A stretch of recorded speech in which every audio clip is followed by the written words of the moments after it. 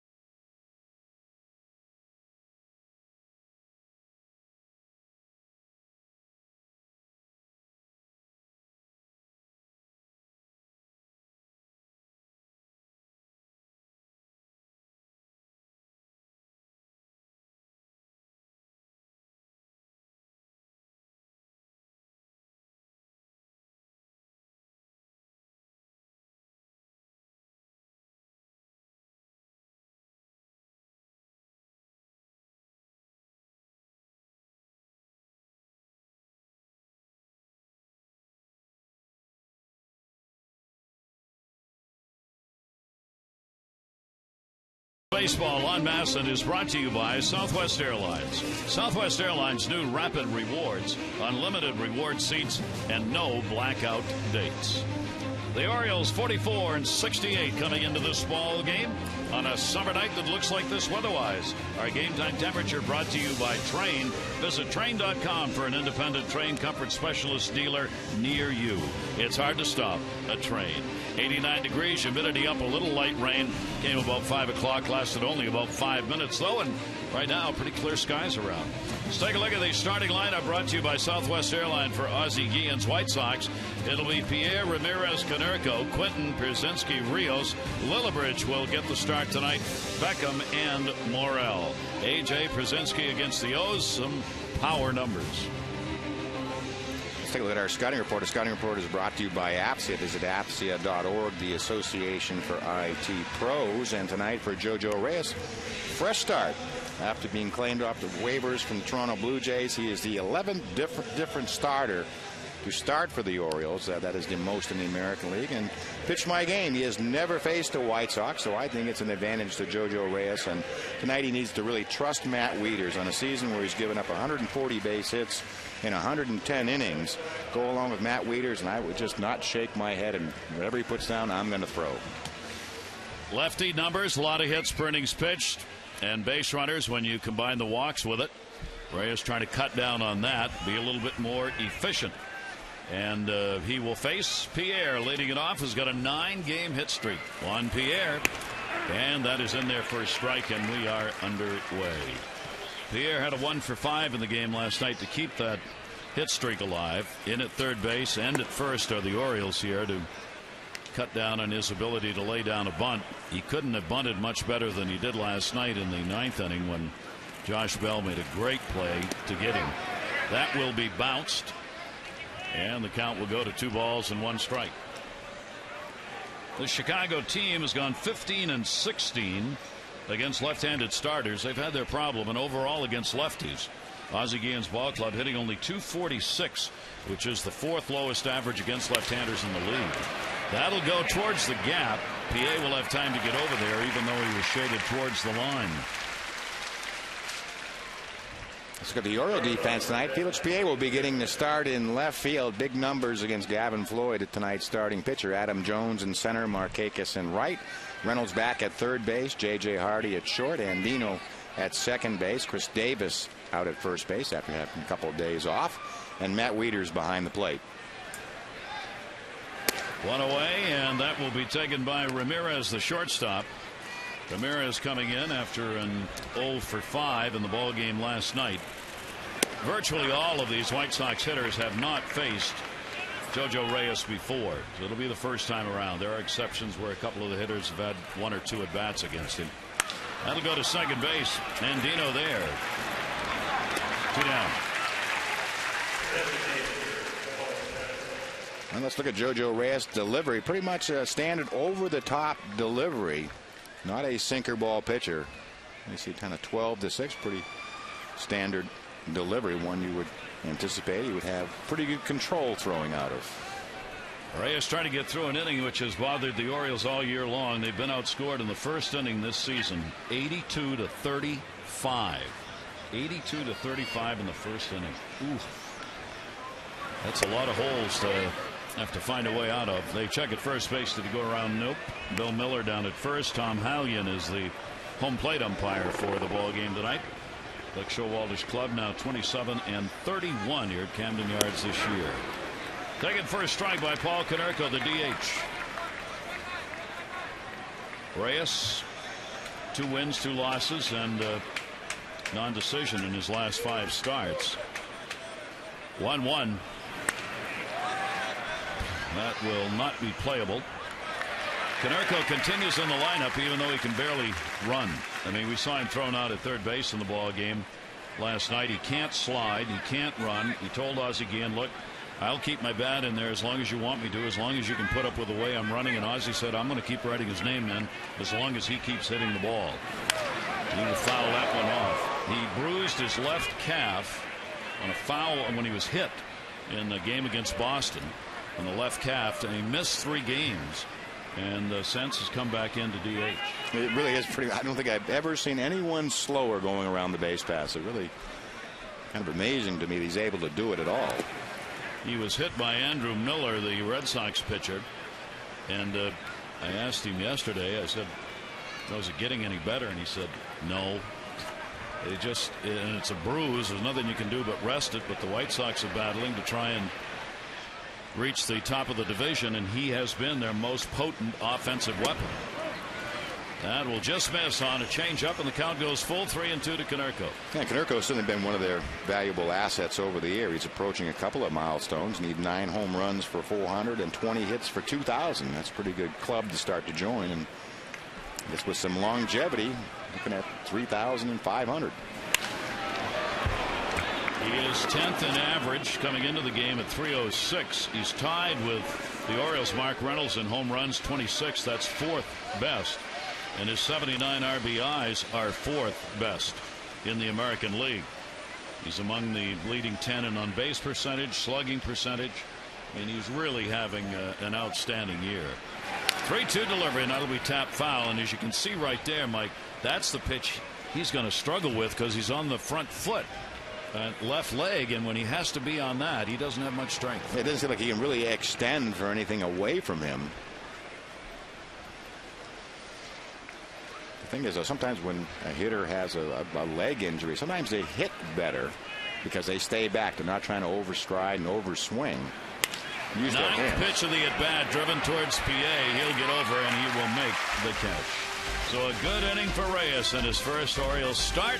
Now the Orioles offense will go to work.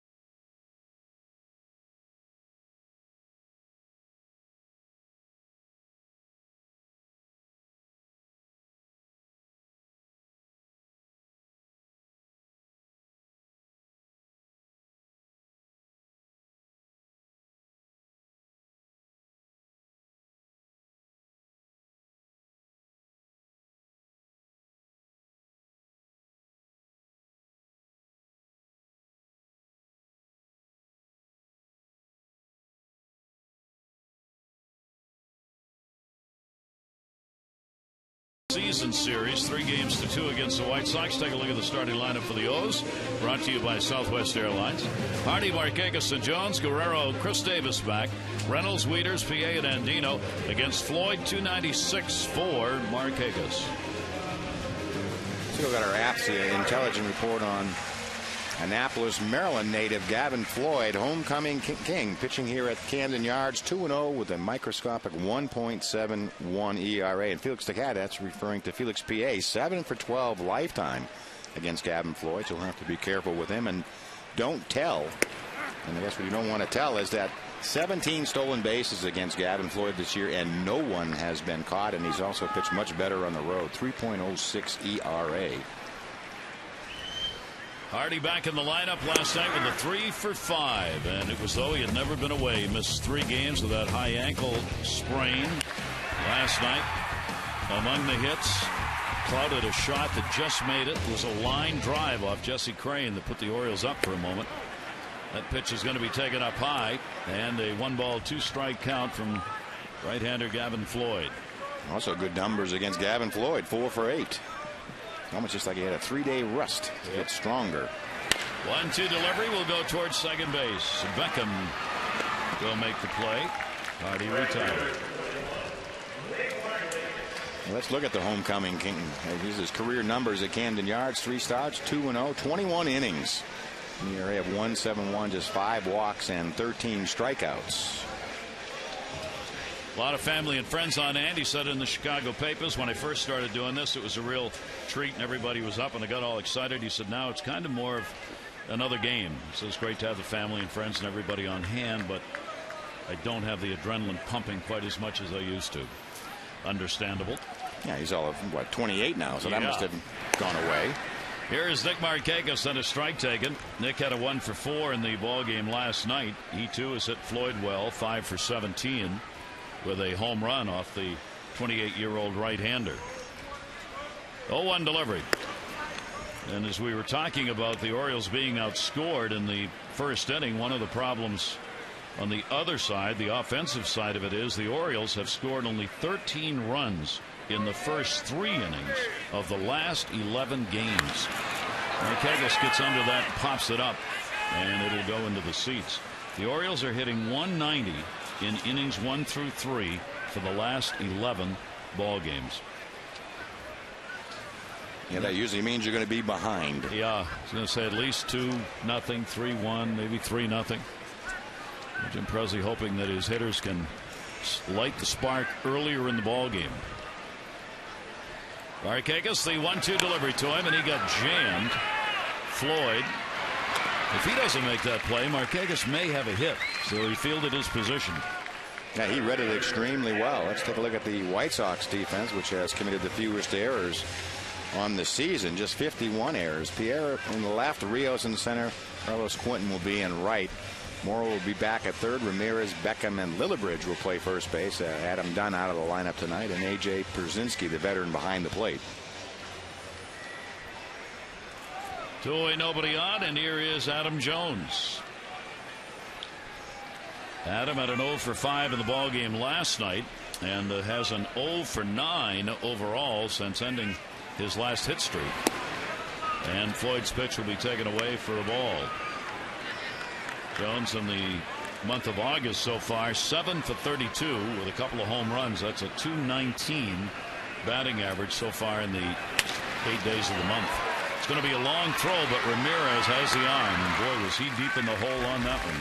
So each pitcher starts by retiring the side in order.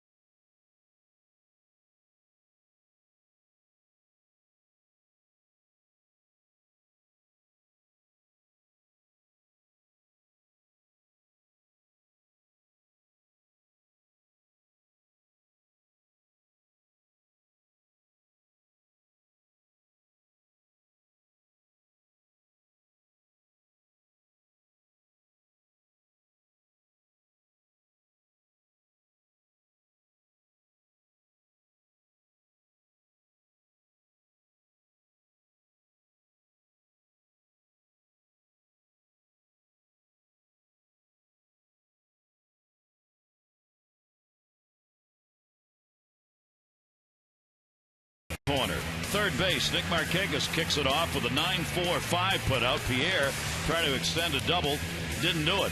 Then Bell, an error that would open up an inning in the 6th. Same inning, Kaderko can't run, gets tagged out.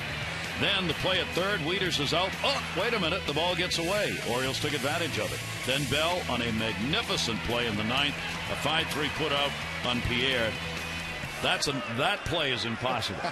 You cannot get Pierre on a perfect bunt, and that's what Josh Bell did. Yeah, falling towards the third base dugout just shouldn't happen. So well, that was a great play. He's on the bench tonight. He had a tough night last night. Another ball that went through that probably should have been caught. Check the roster of the White Sox in the dugout right now because they may be missing somebody. That ball was a line drive that went right over the top of the screen and ended up in the dugout off the back wall. High in the air by Quentin to left field. PA is back. He is looking, and goodbye, home run. One of the hottest hitters in the lineup, Carlos Quentin, delivers a homer, and the White Sox have the 1-0 lead. He's having some kind of year on the road. 24th home run of the season for Carlos Quentin. He's now 7 for his last 12 with 3 home runs. 0-1 pitch. See, Matt Wieters wants it low and out of the zone, leaves it belt high in the middle of the plate. And for Quentin, he's one of the few hitters that handles left-handed pitching. It's this one about 10 rows up in left center. The home run is the 15th of the year, surrendered by Reyes in the 111 innings that he has worked. So the White Sox continue to use the homer up the middle. That's going to get a piece of Reyes, and still going to get the out. Reynolds came over and cut that off and somehow got it to Davis, who picked it. And a big out, a 1-5-3, and it looks like Reyes is all right. That's going to be a bullet back up the middle. It's like it's off the shin in the glove. And Reynolds' momentum taking it towards second base. Ends up all the way over at second base with a big smile on his face. Hanging slider from Reyes. And watch where Reynolds ends up, right in front of the second base bag. Fine play as Reynolds goes from first to third and starts out with a defensive gem helped by Davis on his play at first base. Davis has missed 4 games. Now back in with that bad shoulder. Back in the lineup. He thought he was ready to go yesterday. They held him out just precautionary reasons. He's back tonight. Here's Rios. Rios has not been hitting all year until August rolled around, in the last 10 days in particular. 2 for 4 last night. Rios has got a 4-game hit streak going. He has had a terrible year. Maybe ready to pull out of it. 2-1 pitch. He had the big hit in last night's game to give the White Sox to lead. He's now, 7 for his last 13. And somebody said, well, just a little hand adjustment. He raised his hands, and then see that 4-game hitting streak, 8 for 16. See, why didn't you do that 2 months ago? Yeah.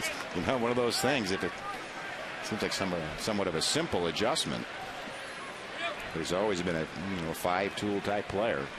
3-2 deliveries fouled off outside the third. Jeff Cox getting out of the way. I asked Greg Walker about that. I said, how much do you think was affected by that change? And the hitting coach said, I think it was more mental than anything else. What the change in his mechanics did was to go back to where he was most comfortable, and that started to create the confidence again, and he started to hit the ball. Jones in center will put that away. Rios retired. There are 2 down. Maryland Lottery's double play contestant of the game, Michael Schuster from Rosedale. For every double play the Orioles turn during tonight's game, Michael, you get $1,000 from the Maryland Lottery, and you can enter 2 great scratch-offs for a chance to win. See how you can turn non-winning double play or amazing 8 scratch-offs into cash or Oriole prizes. Go to mdlottery.com/double play. Good luck, Michael.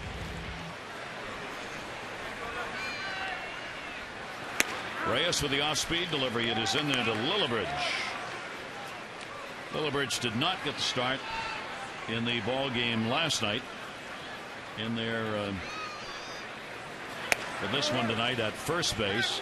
Dunn started in the ball game at first last night. Normally it would be Caderco, if he was healthy, playing first, and one of the others DHing. Here's the 1-1 delivery, and Lillibridge will take it inside.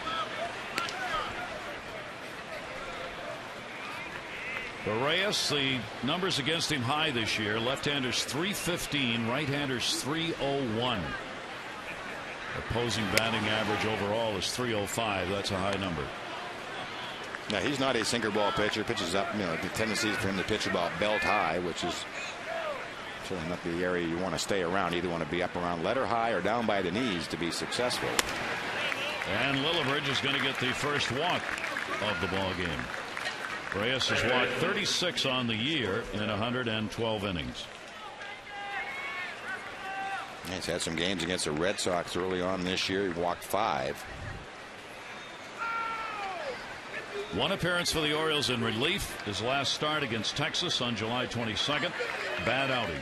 He gave up 8 runs, 8 hits, and 4 1/3 innings. And that 8 runs against him, a season high that he comes off in this ball game. His last 2 starts against the Rangers in Texas and against the Yankees in Toronto. 15 runs allowed in 10 innings of work, or 9 2/3. Here's the 0-1 delivery, and that'll be a chopper towards the middle and a base hit. Lillibridge will make the turn and stay. Jones bobbles, but gets it back in time to hold him. So Lillibridge decides to stay at second base. Beckham gets the single, and there are 2 on with 2 down. That's the thing, by his numbers overall, Jojo Reyes throws a lot of strikes on the year, 65% of his pitches. Usually around that number, you're pretty successful. But sometimes it's the quality of those strikes that determines your success. The numbers against him on different pitchers, we had a note.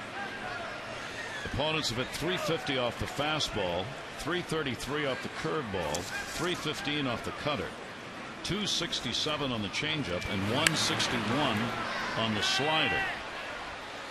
Fastball predominantly the pitch used, not surprisingly, followed by the changeup, the cutter, and the slider.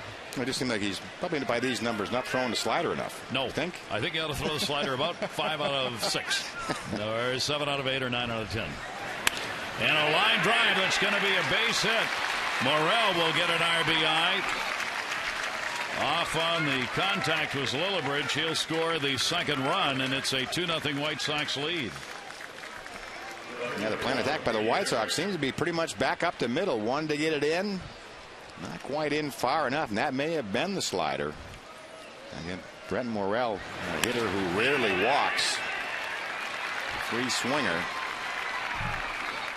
Our Dodge Ram Expo brought to you by Ram Trucks, designed, tested, and proven to be the best trucks we've ever built. Ram. And here we go again, Mike, as happened last night, the bottom part of the order. Yeah, last night all 7 runs from the 5th spot on down driven in. And they're starting that way again. Quinton, of course, starting the inning off with a homer RBI. Morel will get them back to the top of the order. And here is Juan Pierre. 2 down, runners on at first and second base, and a strike taken. Morel gets his 20th RBI of the season. And Quinton picking up the home run, 24th homer, 71st RBI. 0-1 delivery to Pierre. Better hurry. And a nice play made as Reyes got off the cover and it gets him. But the White Sox have had more home runs in August, 13 than anybody else. Quinton got one in this one. It's 2-0.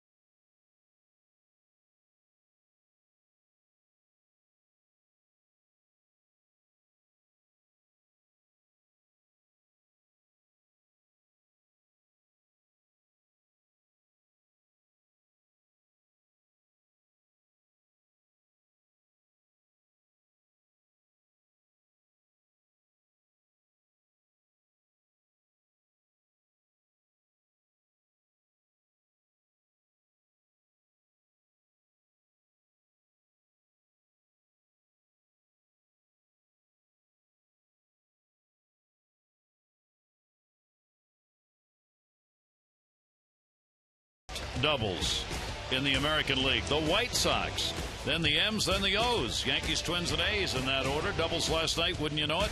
7 combined by 2 teams in the bottom 3. Call today for the Luna Double. Get your second room of flooring free. 877-241-LUNA. Speaking of which, there's the Luna Muna. A lot of blue sky here at sunset time around Camden Yards tonight. Vladimir Guerrero down to third. Morel's got it. 1 pitch in and out. 0 for 15 now for Guerrero. Yeah, not a hit on the homestand. He's going to keep swinging. You see a little conversation with himself. I think it's starting to take its toll. Yeah. That will bring Chris Davis to the plate. Davis back in. Bad shoulder kept him out 4 games with the Orioles. This is game number 5. He has picked up 3 hits in 17 at bats, including a home run, a double.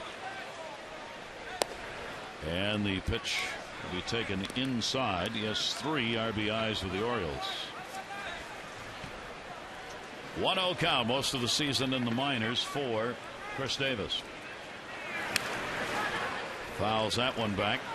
Discussion will be ongoing for the end of this year and into next about Davis and where he might play next year. But Showalter really wants to take a look at him at third base at some point. We thought it might be tonight that he's putting back at first and Reynolds back over to third. The other way, foul. Yeah, probably wanted to give him a day or two, maybe taking ground balls over at third base. The only reason I can sort of think of it. Actually, Mark Reynolds has played extremely well at first base. Yeah, he's making a nice play tonight. He has a home run off Floyd. Only 2 at bats against him. He's 1 for 2. 1-2 delivery. Pretty good pitch right there that just misses. That's an off-speed delivery from Gavin Floyd. That's the pitch I said to watch for. He's an outstanding curveball, usually all the way through the minor leagues and even back to high school. Always voted the best curveball around. That pitch is sometimes slow to come into the game. And then comes right back with 1 down and in. Davis, a strikeout victim. You see the pitcher throws a few pitches, and that feel for that breaking ball comes around. You can see that 2-2 breaking ball, late break, and a lot of bite to it. Orioles have had very little luck against the Annapolis native. They are 3-2 lifetime in his favor. 3.48 ERA. He's limited Oriole hitters to a .219 overall average in all of the games that he's pitched against the O's. Mark Reynolds. Reynolds coming up. Long ball, solo off Floyd in the series that was played in the Windy City. Floyd has given up 16 home runs on the year. Broke the bat. Double hopper. Ramirez. Long throw, and he got him. Wow, he has showed us an arm, both going deep into the hole and then going all the way over behind second base. That is an excellent play. 1-2-3 inning.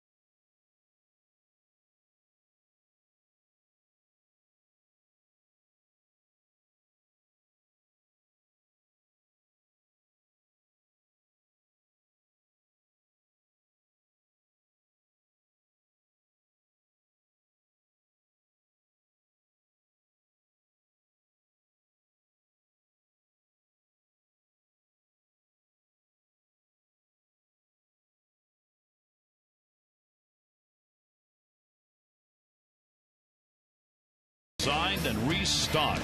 A lot of great merchandise when you come to the ballpark, or if you just come by to the store to get some gifts or for yourself. It's open during every O's home game, as well as 10 to 5 on non-game days.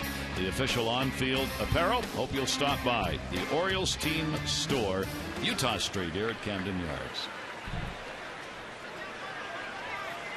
Third inning. Ramirez, 2 fine defensive plays already. He grounded out his first time up, takes the pitch away for a ball. White Sox have their longest win streak of the season coming into this game. They've won 4 in a row, and they have been extraordinary of late on the road, almost unbeatable. Here's the 2-0 delivery. Ramirez just taking these pitches, and it goes to 3-0. The last 20 road games, they've gone 15-5, averaging 4.5 runs a game. But look at that ERA, 1.96, and that is a ball away. Ramirez came to the plate, never intending to swing the bat, and 4 straight pitches out of the zone. I'm going to take a strike, and then it was ball 1, ball 2, ball 3, and ball 4. Leadoff walk, second walk surrendered by Reyes. That will bring up Paul Konerko. You see the numbers, the average, the home runs, and the RBIs. Those are all leading numbers for the White Sox. And he's up there among a select group of players who lead their team in those Triple Crown categories. Jose Bautista with Toronto, Asdrubal Cabrera with Cleveland, Michael Kadaya with Minnesota. Note that name. The Orioles have interest. Matt Kemp of the Dodgers, Michael Morris of Washington, and Justin Upton of Arizona all lead their teams in the Triple Crown category. That is in there for a strike. Michael Kadaya with Minnesota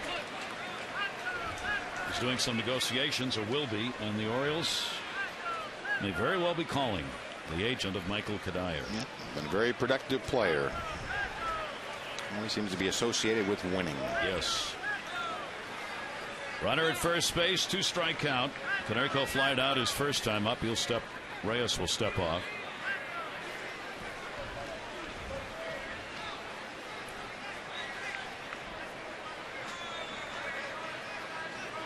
Here's the 0-2 pitch to him. Konerko's hit .326 off left-handers and .300 off right-handers. It's about as even as you can get. That majority of home runs, 21 of his home runs against righties. That's kind of the theme of these White Sox. Just 5 for Konerko against left-handers. Greg Walker, the hitting coach. He was a pretty good left-handed hitter himself. Yes, he was. Good time power hitter. Played for the White Sox when it was the old Comiskey Park. I remember it well. That's right. He was on that '83 team that we played in the playoffs. Taken away, and a 1-ball, 2-strike count to Konerko. The other thing with all those numbers, and maybe that's a reason for him, Konerko's got a great eye. He knows the strike zone. He will get the benefit of calls at the plate because he does not go after bad pitches. 1-ball, 2-strike delivery to him, and that'll be taken inside. And the count will go to 2-2. Yeah, that's the tough pitch to lay off right there that so many power hitter or type hitters would chase.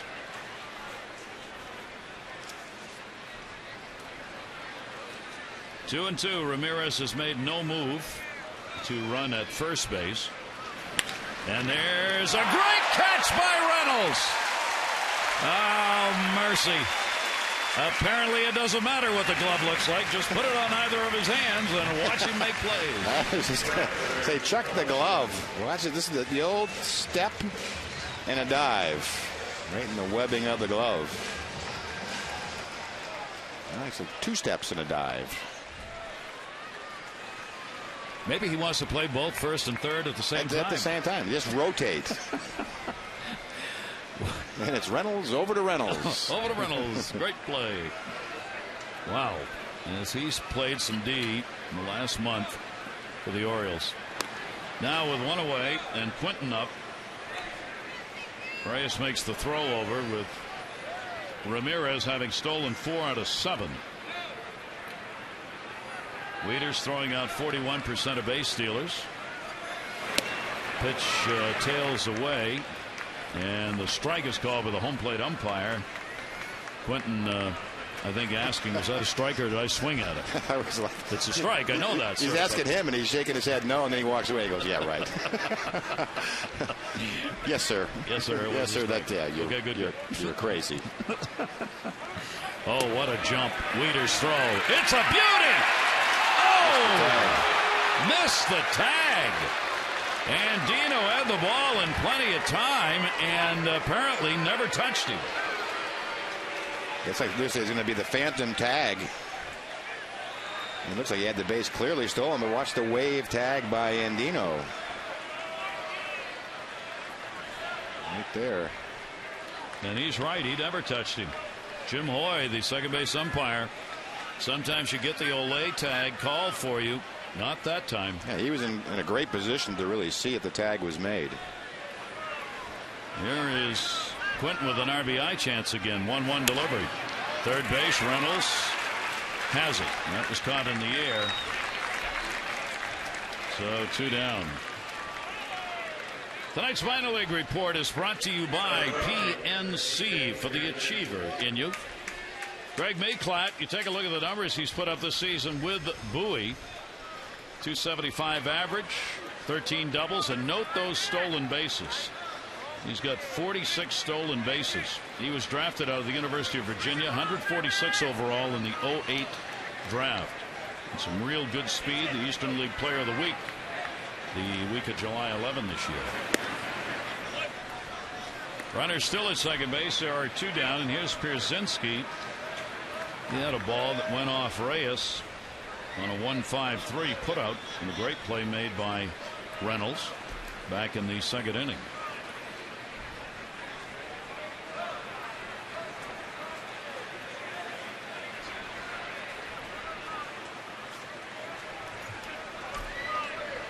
One 1-0 count. 2-0 lead for the White Sox. Pierzynski trying to add to it, will foul it away. He had a 2 for 3 in the ball game last night. Yeah, big night last night. Doesn't walk very much. He's picked up 20 this year. He had a grand total of 15 for the entire season last year. Both he and Alexei Ramirez have had more walks this year than last, and he's got another base hit. That will easily bring in Ramirez. He'll go to second. It's a double for Pierzynski, and it's a 3-0 lead for the White Sox. 21st double of the year for A.J. Pierzynski. 1-1 pitch. Bell tie on the inside part of the plate. He's been living in that danger area, and with that being up a little bit, Pierzynski's able to hit it over the infielder's head and down that right field corner. A 2-out base hit. It's 38 RBIs for Pierzynski, who's not picked up a lot of them this year, but he's already got 4 in the first game and 3 innings of this series. And a 2-out RBI. Here's Rios flying out his first time up, and a strike on the inside corner. Pierzynski, a .241 hitter off left-handers, but delivers here in the third inning. He'll get a good lead out there. The Orioles are not going to try and hold him close. And that'll go to third. Reynolds has got a short hop it. He'll make the flip over to get the out. But a 2-out RBI by Pierzynski at an out that should have been recorded at second helped keep the inning alive to do that.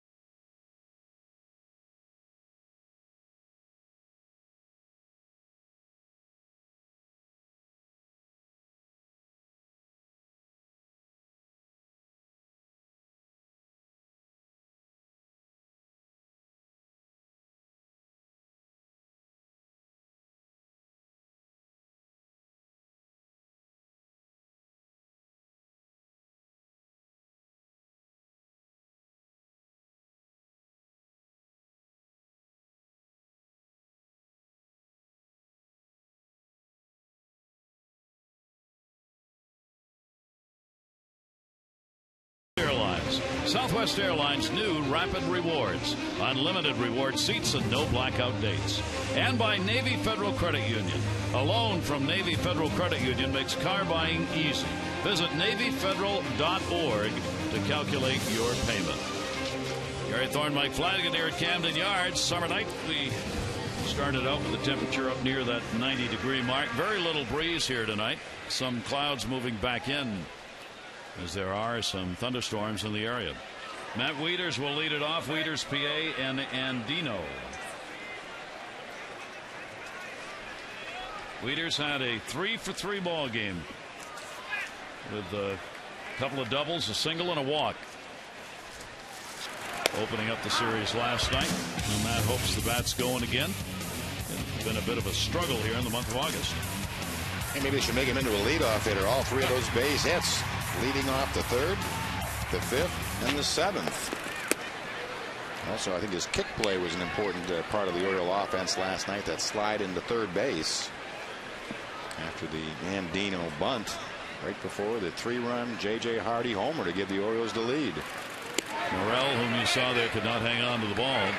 Wieters went around. Cuzzy down at third base. He didn't think so. Wieters didn't.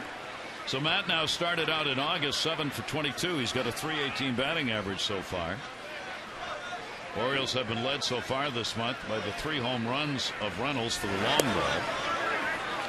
He'll take that pitch and it misses. 7 hits picked up by Markakis. 7 by Wieters. Lead in that department so far in August. Gavin Floyd may have thrown his best curveball of the evening. Again, that's a pitch that usually comes around about the 3rd inning for him. Floyd with the 2-2 delivery. Wieters going up high a little bit after that one. Gavin Floyd is coming off a loss against New York, his shortest outing of the season, and he got hammered.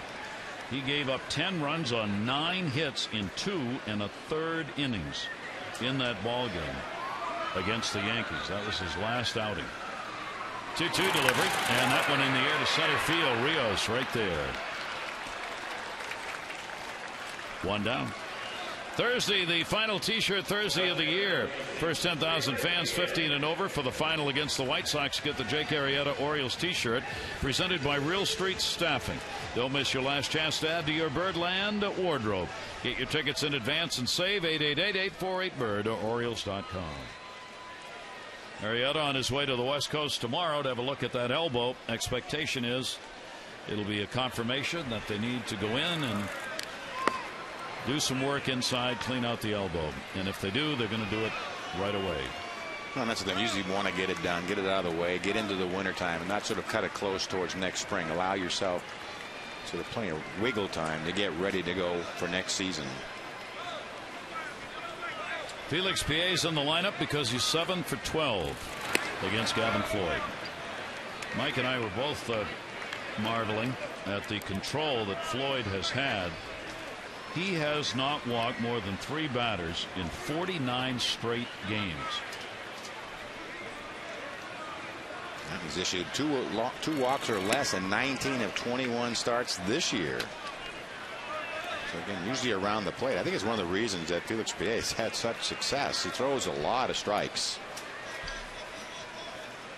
It's really something that Don Cooper, the pitching coach, really preaches to the staff. They really do have a lot of strike throwers.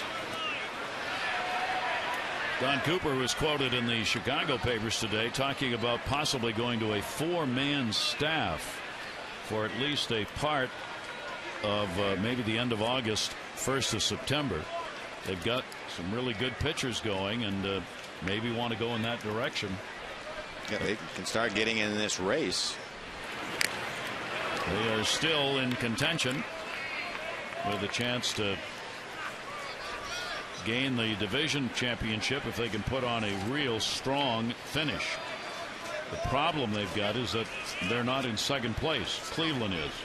Detroit leads Cleveland by 4 and the White Sox by 5, and when you got to jump over a team, that's what makes it really difficult to move up late in a year. Yeah, they thought they were all pretty much dead in the race. They really got beat up by the Yankees, which seems to happen to a lot of clubs, and they go on and win 4 straight, and Tigers and Cleveland have both lost 1 in a row. So That optimism is there, and again, that's their strength. Is their starting. I guess they're pitching overall. They're starting pitching and their bullpen. 2-2 delivery, and that's going to be outside. 3-ball, 2-strike count. So obviously, he heard us talking about walks, and now he's going to walk somebody. And we can also probably say, Felix PA 7 for 12 off you. Yeah. And don't think Felix PA doesn't know that, and don't think that Gavin Floyd knows that he wears him out. 3-ball, 2-strike delivery. Foul tipped. See, that's the thing. You go up there and a great hitter like Vladimir Guerrero with a great track record to go up and throw one pitch and he's out. And then there's this other hitter that's not the everyday player that'll come up and foul off 12 or 13. Finally bloop one in or hit a line drive somewhere. Apparently that got a piece of Felix PA. He takes a little extra time coming around. 3 balls and 2 strikes. 1 down, nobody on. Floyd. And he does walk him. So the Orioles get the first base runner in the game. Our Hankook Tires game flow sponsored by Hankook Tires. Be one with it. Hankook Tires. This has been about a couple of big hits. Home run by Quinton, 24th. And an RBI single by Morel with 2 down in the 2nd inning. Those are the big hits in the ball game. Brzezinski got the RBI double in the 3rd. Add to it to make it 3-0. Here's Andino. Seems as though lately the Orioles are going like every other game with the first 9 retired, or going through the order the first time with no hits. Willie Randolph with the signs. Yeah, we saw the number. What was it, the 2nd inning, that they had not had a base hit in the last 11 games? 30-something at bats. 1-0 delivery on the way, and Andino will not catch up with that one. A 1-ball, 1-strike count. And that's the pitch he has added to his fastball, curveball, straight changeup assortment. That cut fastball. And that was a good one. Late breaking. That's what I told you about the number. 17 stolen bases without anyone being caught with Floyd on the mound. That one down the line. It'll stay in the air, though, and hauled in by Quinton, runner back to first base. So they've gone through the lineup here again and do not have a hit. Tonight's AL League leaders brought to you by Hollywood Casino at Charlestown Races. Action-packed table games, red-hot slots await at Hollywood Casino at Charlestown Races. Home runs by shortstops, American League, Hardy on top, and only 82 games. Asdrubal Cabrera, then Johnny Peralta, Alexei Ramirez, and Yunel Escobar. This shows you how good Hardy has been, even when he missed time. Hardy grounded out his first time up. And will take the pitch for a ball. The Orioles with a runner on at first base and 2 down. And looking for that first hit off Gavin Floyd. 1-0. Hardy has joined a group of Orioles who've had 20 home runs in the first season and played in the middle infield. One of the other ones is in the ballpark, Carol Baines. Roberto Alomar, Miguel Tejada, and Hardy. First-year players, middle infielders with 20 home runs. Runner was going. Ramirez will go to first. Runner's going to go to third. Won't matter. They're going to get the out. So that will retire Hardy. No runs, no hits, no errors, and 1 left on base. White Sox lead it after 3.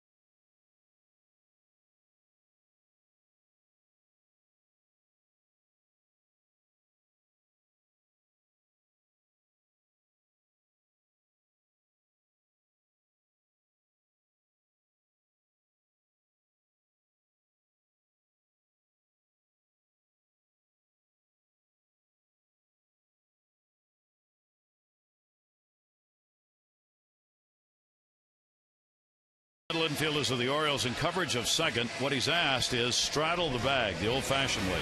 On the stolen base by Ramirez, do you see where the throw ends up being taken by Andino? If you straddle the bag, the slider comes into the ball and the glove. Yeah, you don't have to reach forward to catch the ball and then bring the tag back. Now, Andino may argue on that was a throw where he had to come in front of the bag to catch it, but he never got to the straddle the bag to begin with, and that's what Willie's asked of the middle infielders this year. Get there, get to the bag, have the glove down so the perfect throw would get there, and then make any adjustment you got to make after you're there. Yeah, we actually saw Cesar Stores try to straddle the bag the other night, but his momentum was taking him towards shortstop, and he gave that fall-away tag. But that is the old school of thought. Let the ball travel, then catch it. There is Hardy at short, and Lillibridge is retired for the first out in the fourth inning. You see the fielding percentage among catchers. Matt Wieters right there. Jeff Mathis with the Angels on top. Pierzynski, Kelly Shopik, Brian Pena, the leading catcher's fielding percentage. And as Buck Showalter likes to say, you want to give the team every opportunity to take advantage of the guy behind the plate. He's repeated that this year. He's so good. Let him make throws. Give him a chance to get the outs. Let him do the stuff he can do. And part of that is pitchers holding runners, infielders holding and covering. And I know this is not about Andino. It just happened to be the play that we showed it. But I asked Willie that specifically because we don't see many second basemen and shortstops covering second base that way anymore. Most of them will take the ball in front of the bag and then swipe tag it back. It's about not getting spiked, not getting run into, not getting injured. But it also causes a delay in getting the tag on the runner. PA meanders back. He's got it. Beckham's retired. And there are two down. This State of Baseball History brought to you by Verizon Fios. Switch to Fios and network ahead. To learn more, visit verizon.com/getFios. 1988, Cubs played their first night game at Wrigley Field. They beat the Mets by a score of 6-4 in that one. In 99, for the first time in Major League history, 5 grand slams were hit in one day. And Vladimir Guerrero, at the tender age of 26, would become the second youngest, along with Ken Griffey Jr., to reach the 200 homer mark. The youngest ever to do it, A-Rod. There is Vladdy, who's in a bit of a funk right now, 0 for his last 15 at the plate. And the pitch is inside. Those grand slams in 99. Fernando Tatis of the Cardinals, Expos Jose Vidro, Marlins Mike Lowell, the Yankees Bernie Williams, and the Mariners Jay Buhner all had grand slams in the same day. Glad I stayed away from that day. That was a good day not to pitch. Let somebody else try. Whoa. Morel got a hold of it way back in left field, and goodbye home run. And the number 9 hitter's got a 2-for-2 2 RBI night.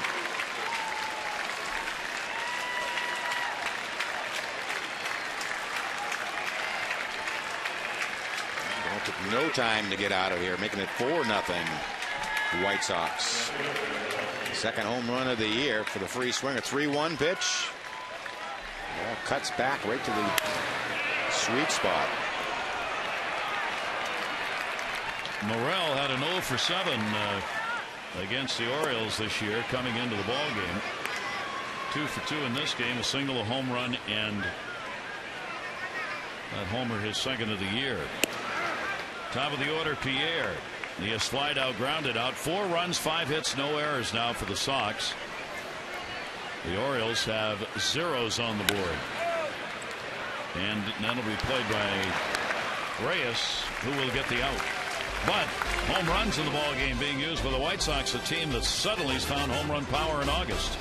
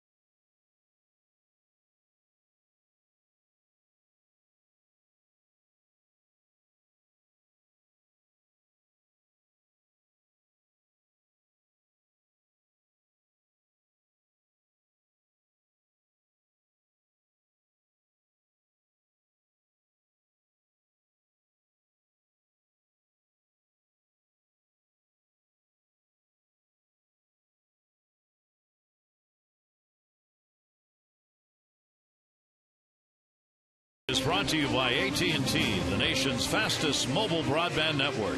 And by Budweiser, official beer of the thirst inning. Great times on deck. Grab some Buds.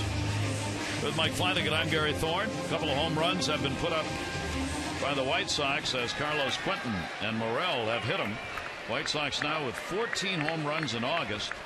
They had 18 for the entire month of July. They are ranked 6th in homers in the American League coming into the ballgame. So the Orioles have to come back in this one, and Markakis will drive it to right center field near the wall, and it'll take a hop into the corner. He heads for second base. Quentin will get it in. There's the Orioles' first hit, a double by Markakis.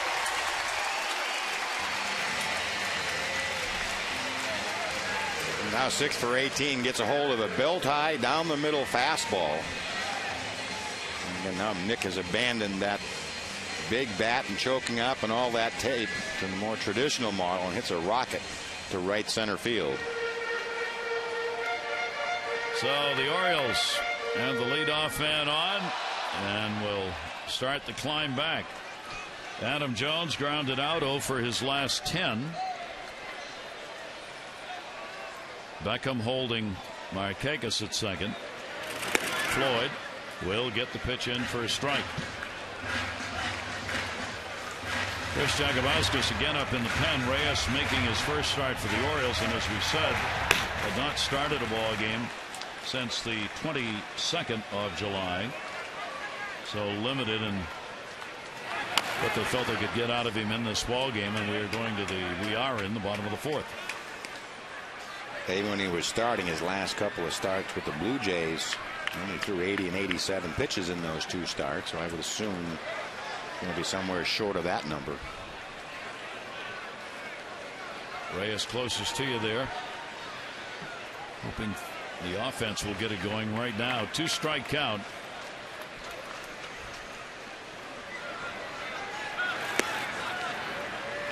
It'll miss up high from Gavin Floyd, and it goes to 1-2.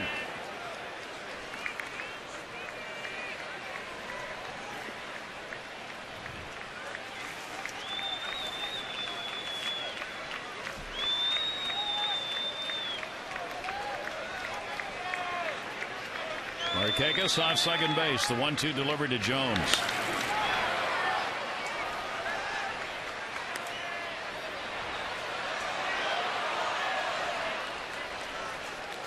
Orioles with this long homestand.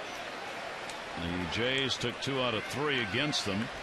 4 games against the White Sox, and then Buck Showalter's team will be facing the Tigers over the weekend for 3. And of course the Detroit Tigers are very much in a race. Here's the 1-2 delivery. Swung on and missed. Took a little off that and got it down, and Jones a strikeout victim. Yeah, breaking ball seems to be getting better for Gavin Floyd. Vladimir Guerrero is in that cleanup spot. Buck Showalter before the game today talked about maybe having to take him out of that. Yeah, he's obviously hasn't been as productive as you'd like to see of a guy hitting in that spot in the order. If you look at some of our options, I know one I've considered and a couple, but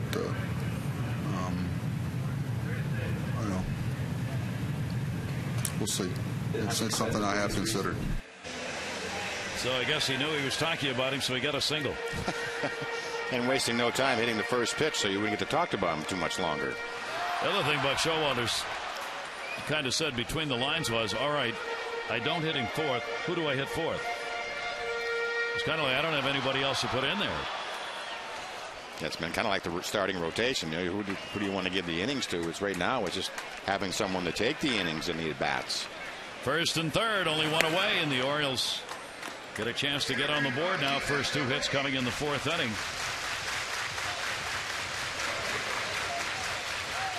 Chris Davis, a strikeout victim, his first time up. Floyd has walked 1 and struck out 2. Reyes with a couple of walks and no strikeouts for the Orioles. Here's the 1-0 delivery. Davis will take it, and it will miss on a changeup. 2-0. The Orioles so far in this homestand, winning 1 and losing 3, hitting only .200 coming into the ball game. Their average with runners in scoring position .214 on this homestand, 6 for 28. 2-0 delivery. And it'll go to 2-1. Tonight's mobile word of the day is Camden. Text Camden 29292 right now, and you'll be entered to win tickets for Brian Roberts' baseball bash. Stay tuned to O's games on Masson all week long. More chances to enter and win.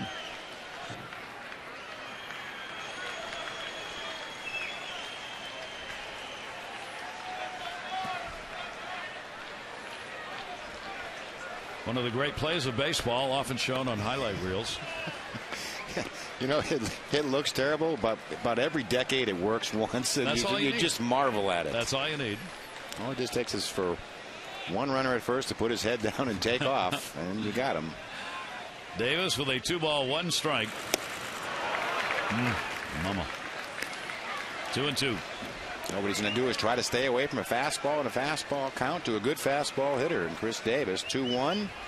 It's that cutter, the pitch that he's added.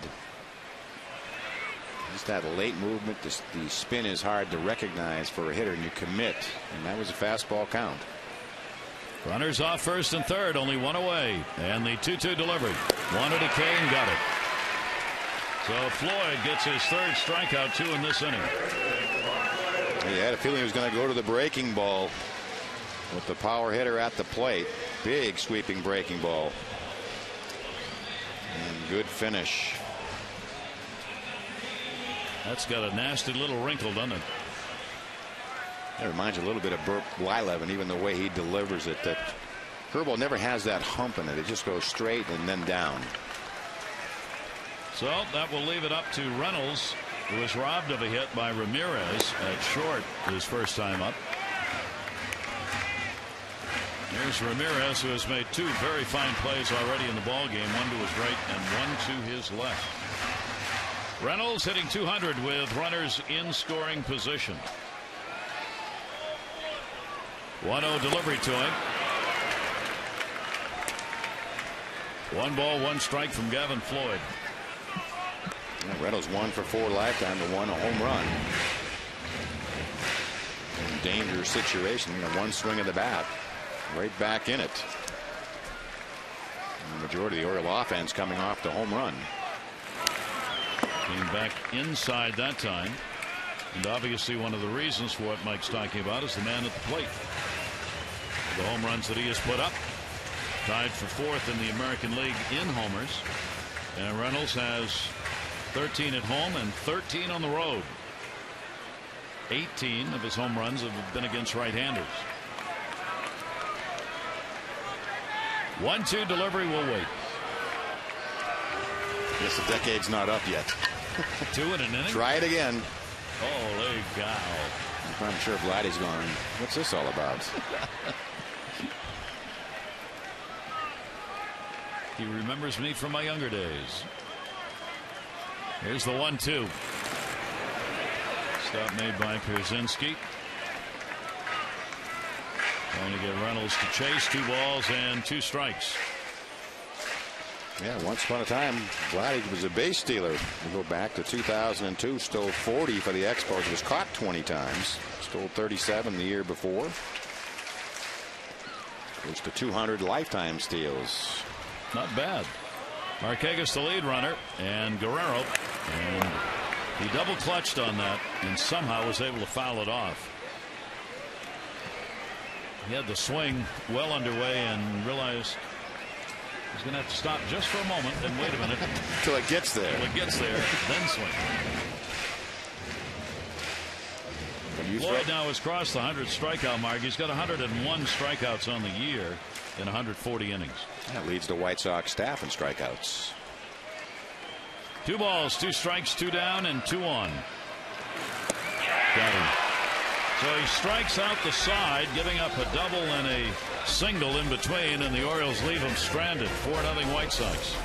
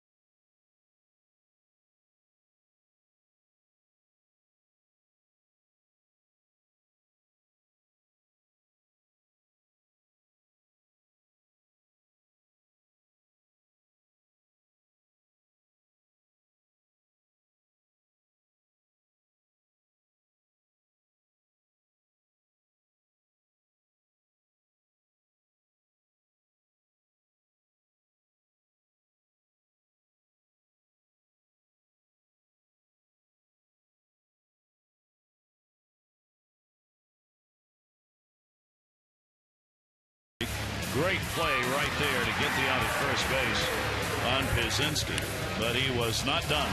The liner, Konerko, robbed him of a base hit. Be it first to third, Mark Reynolds is playing some outstanding D. Jojo Reyes out of the ball game, 4 runs, 5 hits over 4. And with that, Chris Giakoumakis will be out of the Oriole bullpen. Worked a couple innings against the Blue Jays in that Toronto series. Had a start against the Blue Jays earlier in the year. 20 games, 21st appearance of the year, 2-2. ERA approaching 6.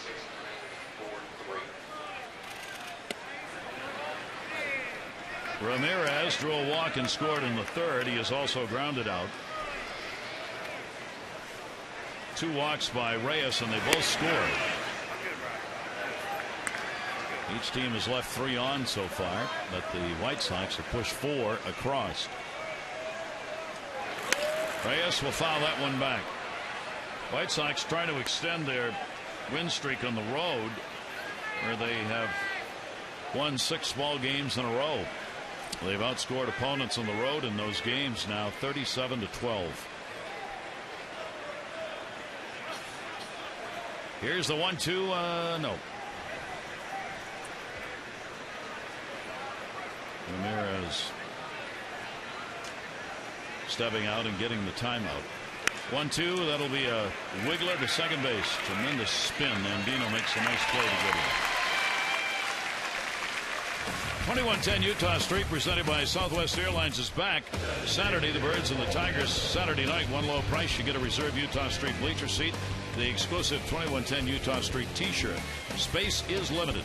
Get your tickets in advance and save at 888-848-BIRD at Orioles.com and join Nick and Adam at 2110.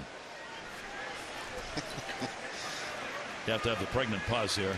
Yeah, in between them, make sure they get them facing the right way. We signal them from the booth. No, it's cue the outfielders. It's not true. No, it's not true. Here's Paul Konerko.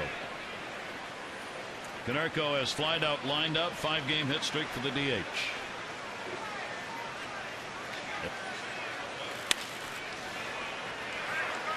And Kekis will give chase. That'll be a foul ball into the seats and a hop.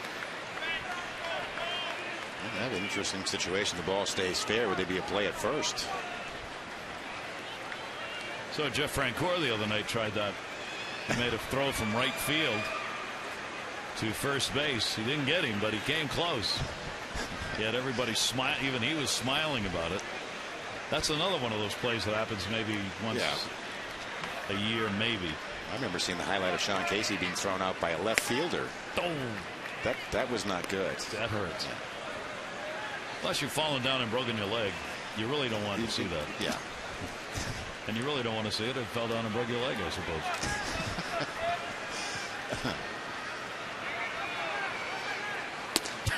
Why did we show Nolan Reinbold? He's a left fielder. He didn't fall down and break his leg. And he didn't throw anybody out from left field either, that we know of. A 2-ball, 2-strike count.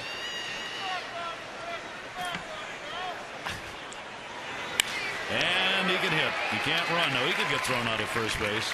And it's going to be close. That's not fair to Paul, who's got that bad leg. He can still hit. He's got a 6-game hit streak. Our Suzuki game flow. Otto's all-wheel drive lineup. Suzuki, the power of engineering. Long ball. Quentin has had 1. Morel has had another. RBIs. Morel's got 2 of them in the ball game. And Pierzynski's got another. And it is a 4-0 lead for the White Sox. Jagabowskis on in relief of Reyes. Here's Quentin. Davis is going to play behind the runner. And why not? Obviously, Konerko is not going anywhere. And the Orioles defense well aware of that. He can't run and he can't slide. So if there's anything remotely close to a play on him anywhere, he will be out. Quentin puts it up in the air. Right center field. Markakis going into the gap with Jones. Jones wants it and will make the catch. Ball hit hard and deep. 2 down.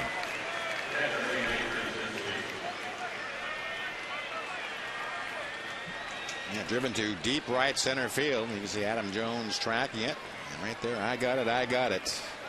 And Kekis also being in position, but glove side. Well, I guess glove side for both. With Jones with about 60 or 70 more chances than Nick on the season. Adam Jones leads all center fielders in total chances, getting close to that 300 number. It gets away, and he will go down to second base. So Konerko, even he's able to move up on that one, and it will be a wild pitch. Working his way around the base. See the changeup grip, and just gets away, and looks like it went off the corner of home plate. Fourth wild pitch by Jagabauskas this year. Now another runner in scoring position. Pierzynski got a double. That one in the air to center. Jones will put it away.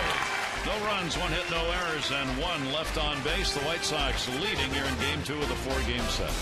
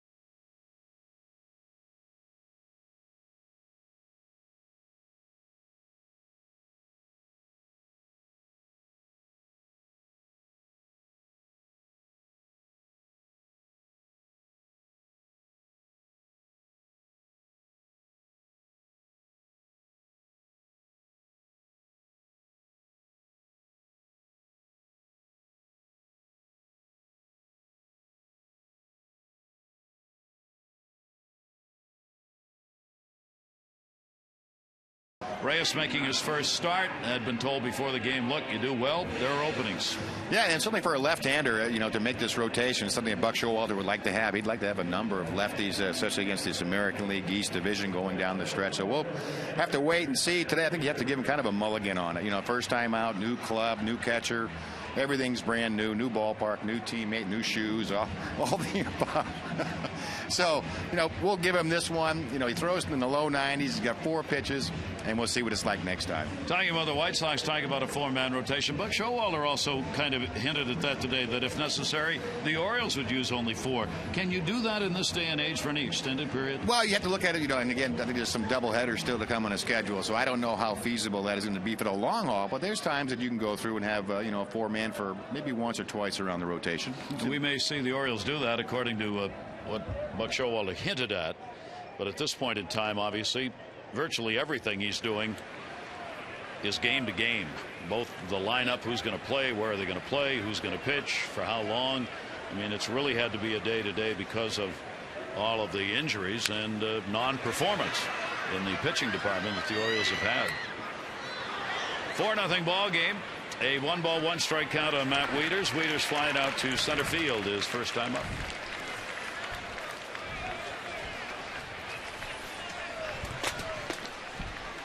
Gavin Floyd with the 1-1 delivery. And Wieters will take it inside. Wieters, PA, and Andino.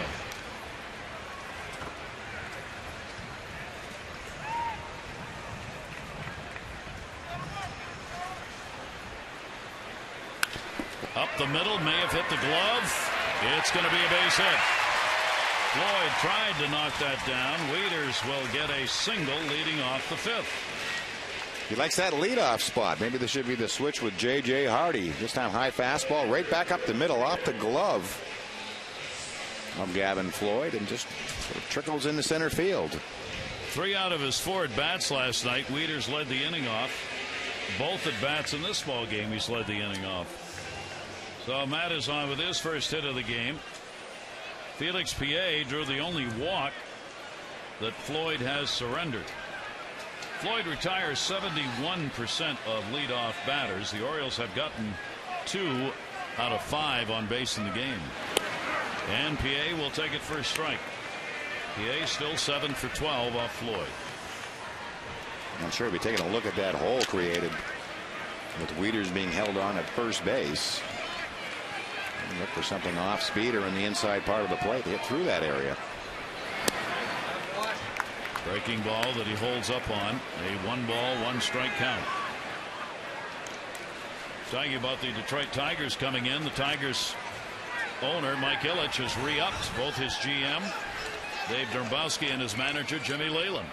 So that's put an end to those questions. Their careers in Detroit are not going to be dependent on winning the title or anything else. Dombrowski got a 4-year deal through 2015. And Jimmy Leyland's going to go on a year by year, which may be just as much his choice as it is Mike Ilitch's at this point. But they are both in, so that discussion won't have to be had while they're trying to win a division. Detroit sits on top at the moment, 4 games up on Cleveland. 1-2 delivery and a base hit into left center field. Wieters will make the turn. Will not go. Pierre will get it back in, and the Orioles have the first 2 on here in the 5th. Well, the trend continues now. 8 for 13. Also has a walk tonight. Tune in to the Mid-Atlantic Sports Report Monday through Friday, 5:30. All the latest news in baseball with Tom Davis, Dave Johnson, Mel Antonin, and Phil Wood. They'll have roundtable discussions, look-ins, Memorial Park, and a whole lot more. It's all about baseball. Check it out tomorrow, 5:30 to 7, right here on Mass.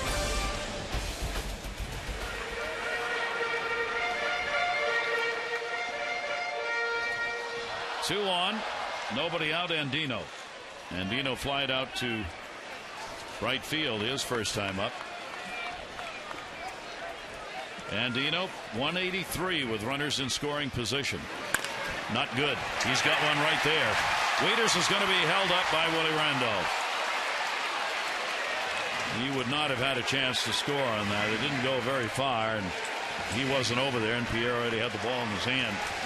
Just a high chopper, but second straight inning, the Orioles had rally going against Gavin Floyd. Had to work hard last inning to get out of it. A 1 hopper just about into the outfield.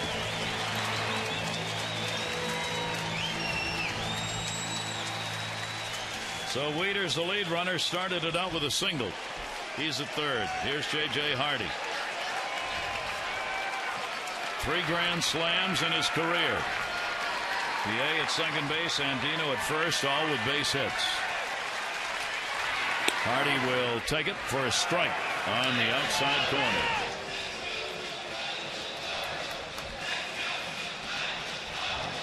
And it's 2 for 7 this year with the bases loaded and less than 2 outs. 0-1 count. Infield double play up. And a grounder towards second base. Beckham's going to have to hustle it. There's one and nobody else. Hardy will hit into a fielder's choice, get the RBI. The Orioles on the board, and it is 4-1. Another high hopper, and just going to be too high off the ground to be able to turn a double play. He's too slow in developing. He's gotten a couple of ground balls, but won a base hit. And only able to get one. So J.J. Hardy, 53 RBIs. PA goes to third. Nick Markakis a double, and he is grounded out. First and third, and one away. In the air, it is deep, and it is going to go foul. Had the legs, but not the direction. He's hit a couple of first pitch fastballs from Gavin Floyd and has been right on it. One for the double back in the 4th. This one just a little bit too quick. Markakis had the crowd up. Here's the 0-1 delivery to him, and that's going to be in the gap into right center field. PA will score.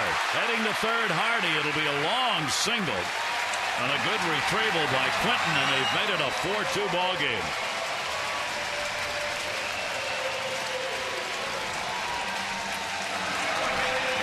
Wasting no time. The 0-1 pitch, breaking ball in the outside corner. couple of bullets off the batter Markakis tonight. RBI number 48. That had double written all over it, so credit Quinton with a good play to get it in.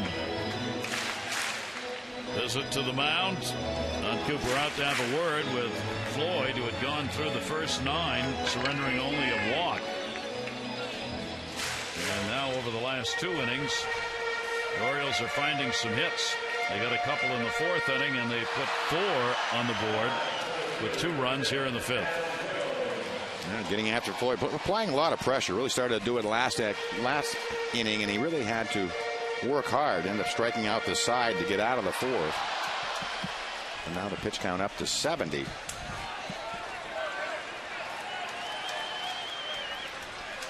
You see those base running numbers Mike was talking about. 17 for 17. Adam Jones has grounded out, struck out 0 for his last 11.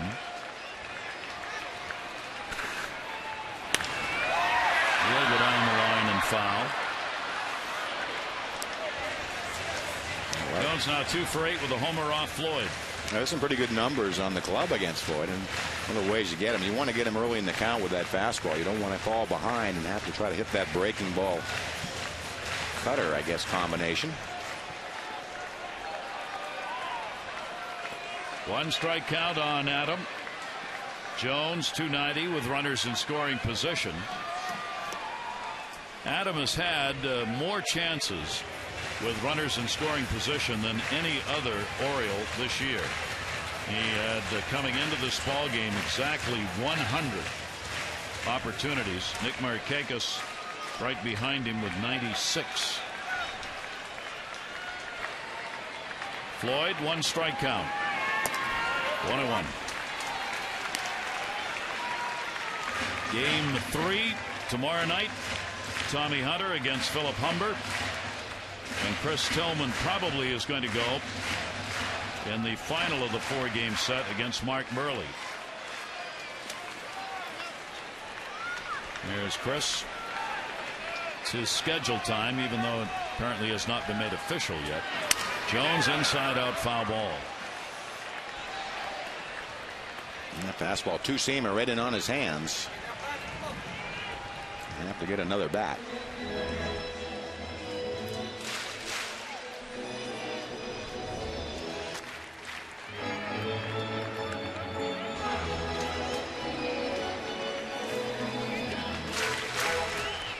Orioles have the corners covered and only 1 down. The infield again staying at double play depth.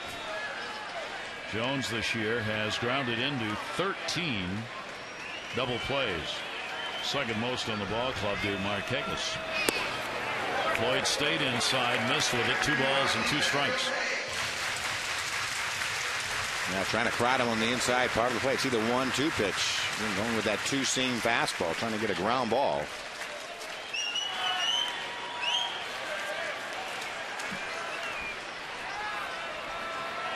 Here's the 2-2 delivery to him, and a slow roller. Gonna have to be 1, and an error, and a run. And the Orioles cut it to a 1-run ball game, and Ramirez commits the error. That's the hustle of Adam Jones going down the line, putting a lot of pressure on Alexi Ramirez, the shortstop. Tries to play an in-between hop off the heel of the glove.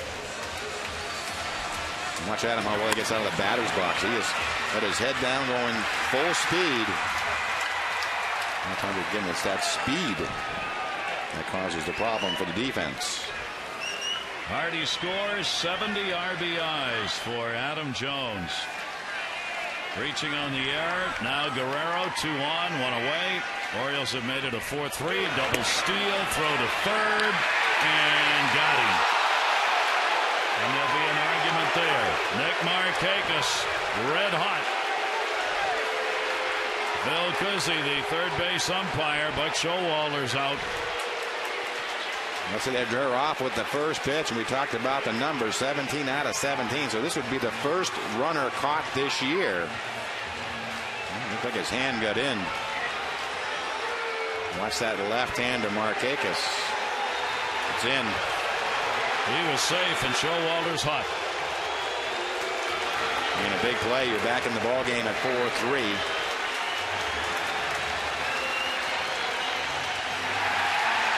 He's gone.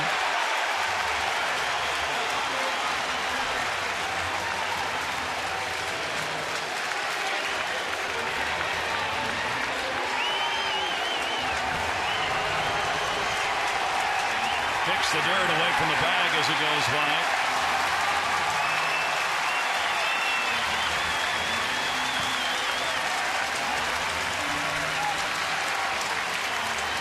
Big plays in this series at third base. Usually don't see this many. Look at the left hand of Markakis right there. Safe. And you can see the third base umpire.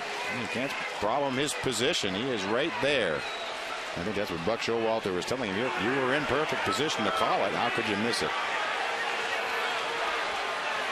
So the first caught stealing with Floyd on the mound in the game, in the season rather, after 17 consecutive stolen bases against him. Now a runner at second, but there are two down. That's a big play. Down to third, Morel's got it. And the long throw, and Guerrero is retired. The Orioles have made it a good ball game, but that's a big out recorded at third base that really should have been the other way.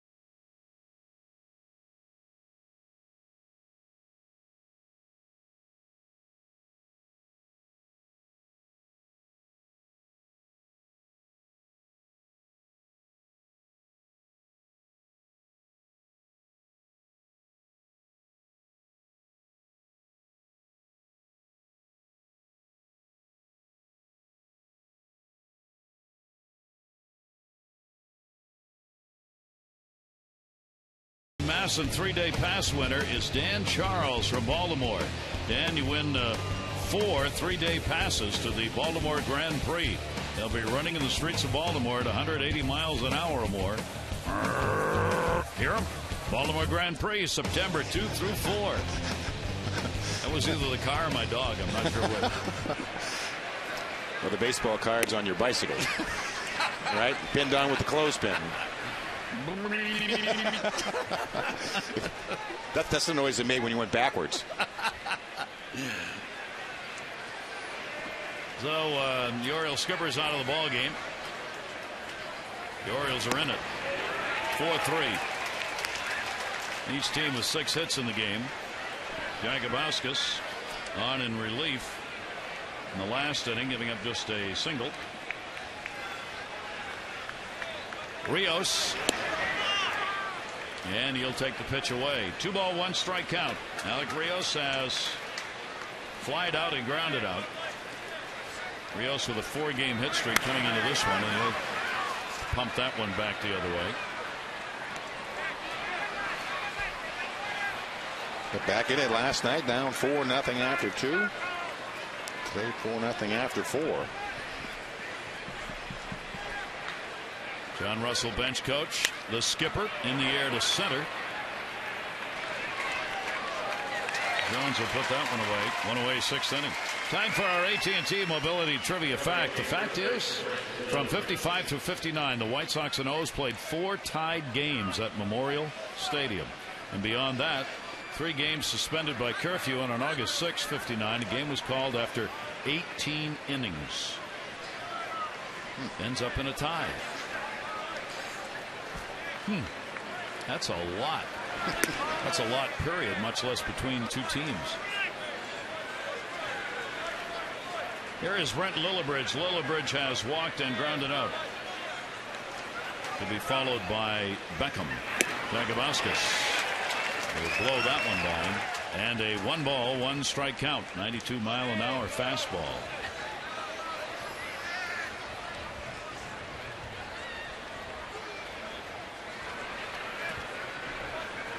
Here's the 1-1. Check swing. Foul tipped. Lillibridge with a 1-ball, 2-strike count. Hitting .263 on the year. Does have 9 home runs. He's got outstanding speed. 18 RBIs. 1-2 delivery. Jagabauskas right over the top. And the old high hard one, 92-mile-an-hour fastball.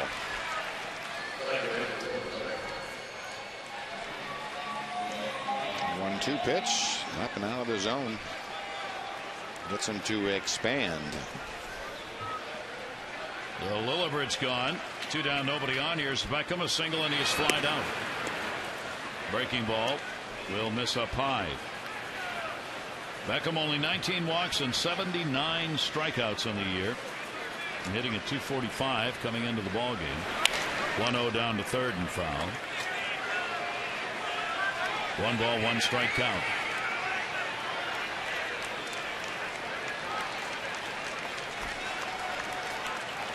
Well, another good ball game. Most of these games have been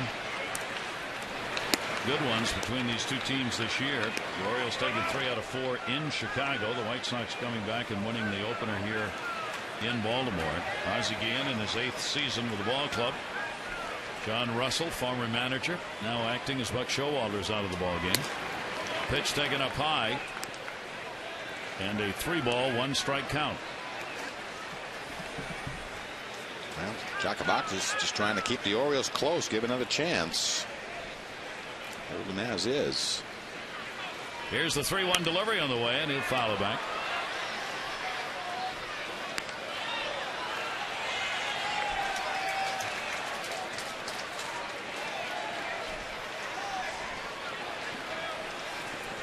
Three-two count, 2 down.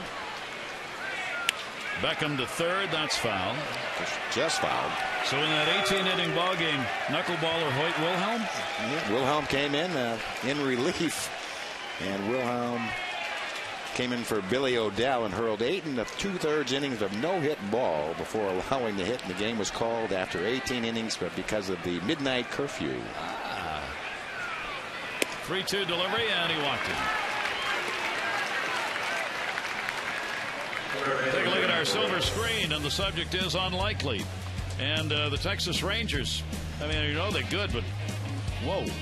5 10-game winners this season, only the 3rd time in the last 100 years there have been that many winners on a ball club this early in the year. Dan Uggla of Atlanta extended his hit streak to 29 games. He's got 8 infield hits during the streak.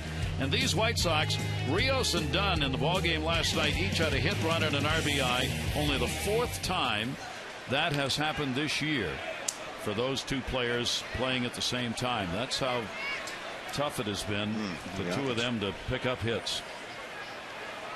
Adam Dunn out of the lineup tonight. Uggla has not extended his streak yet. He's 0 for 1, by the way, tonight. And a strike taken. Morel, a home run, is second, a single, 2 RBIs. He seems like the kind of hitter that would break the DiMaggio streak, don't you think? Yeah. Dan Uggla. Yeah. Power hitter. Jolton Joe DiMaggio. Jolton Joe Uggla. Jojo Uggla. There's the 0-1 delivery, and that'll be outside. The other teams that had those 10-game winners, 5 of them, this early in the season, with the 98 Braves with Maddox, Glavine, Millwood, Nagel, and Smoltz, and the 54 Indians, Mike Garcia, Early Wynn, Bob Lemon, Art Houtman, and Bob Feller. That's the team. Would they win 112 games out of a 154 game schedule? And the 5-man rotation won them all. Yeah, they won every single game that year. Those were two great staffs, that Atlanta team and the 54 Indians. Beckham on at first base. 1 ball, 1 strike count. Morel waiting, and the pitch will miss off speed. 2-1. Yeah, I just looked it up. They won 111 and 43 under Al Lopez. Hall of Fame manager. Bob Lemon won 23. Billy Wynn 23. Mike Garcia won 19. Bob Feller 13 and 3. Wow. It's going to be in the air to PA, and he's got it. No runs, no hits, no errors, and 1 left on base. A 1-run ball game.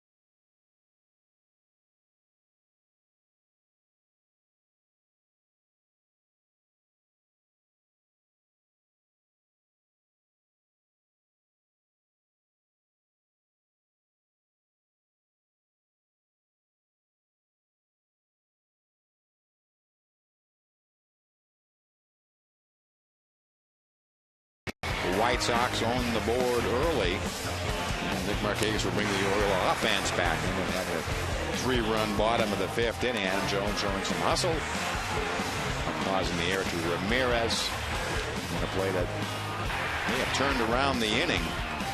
Buck Showalter will be ejected when this argument with Phil Cousy ends, and put a little dirt on where that play happened.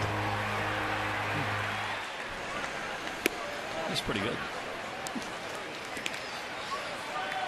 Covered it up with a scene of the crime. 4-3. Carlos Quinn solo home run in a second. Brett Morrow 2 for 3, a solo home run, couple RBIs, and Jojo Reyes in his first start. 4 innings of work. Sort of mixed results. By the way, for Reyes, that for the Orioles, Reyes' start that's the 11th starter used this season. Most in the American League. Chris Davis will grounded to second base. Beckham makes the play. Davis retired. Your favorite birds are back with their favorite dogs and cats in the 2012 Orioles Pet Calendar, presented by Southwest Airlines. 15-month calendar. You can get yours to benefit the Baltimore Animal Rescue and Care Shelter. Call 888-848-BIRD to go to Orioles.com. Guthrie, Arrieta, Britton, Bergeson, Tillman, Jakubauskas, Mattis, Simon, Atkins, Hunter, and Reyes have all made starts for the Orioles this year. Ramirez at short. Mark Reynolds retired as Rios came on to put it away. 2 down.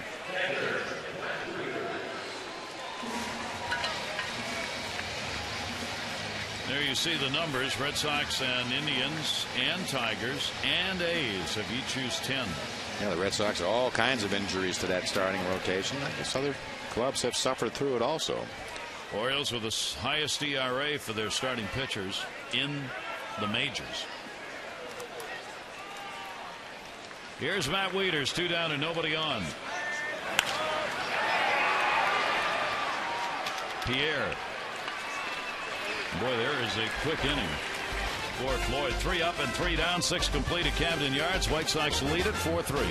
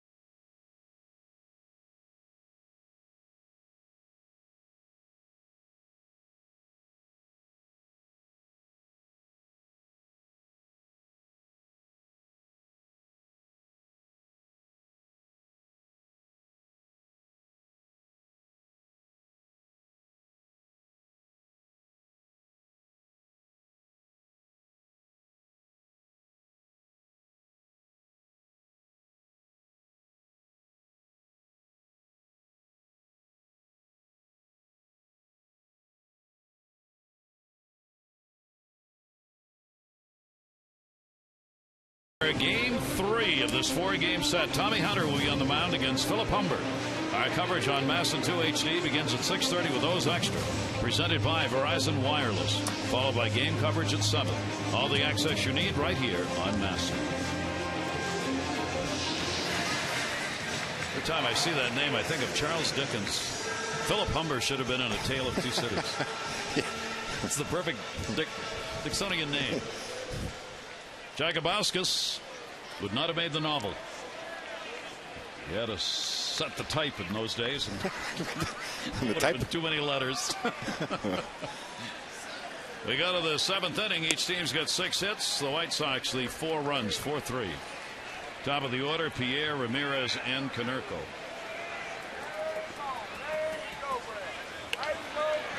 Right back to the mound. That's as bad a bunt as Pierre may make, and the Orioles appreciate that. 1 away. And take a look at the Orioles' upcoming schedule presented by Xfinity. The White Sox with 2 more here than the Tigers in for the big series for them over the weekend. We hope you'll get out and see the Orioles at home.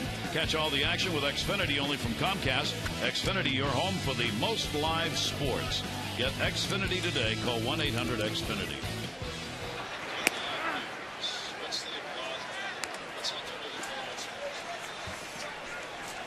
Alexei Ramirez, a walk, stolen base, and a run scored in the 3rd.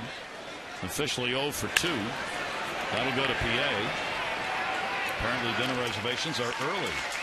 And there are 2 down. That's the free swinging ball club. We've seen that in this series already. Last night coming out. They waste no time. If it's straight and it's up, they're going to swing. That will bring up Paul Konerko. Konerko is singled. He is lined out, flied out. Konerko has a 6-game hit streak that is extended with the base hit. Against the Orioles now, Konerko, he's hitting .387, 3 home runs, 8 RBIs, and 7 walks in his last 9 games against the Orioles. Konerko in the DH role.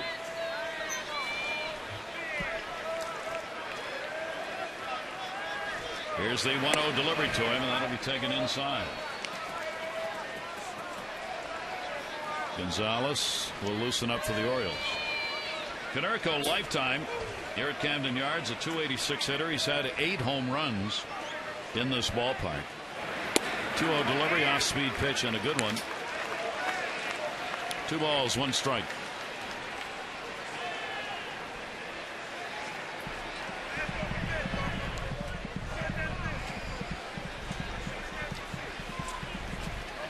Two-one delivery.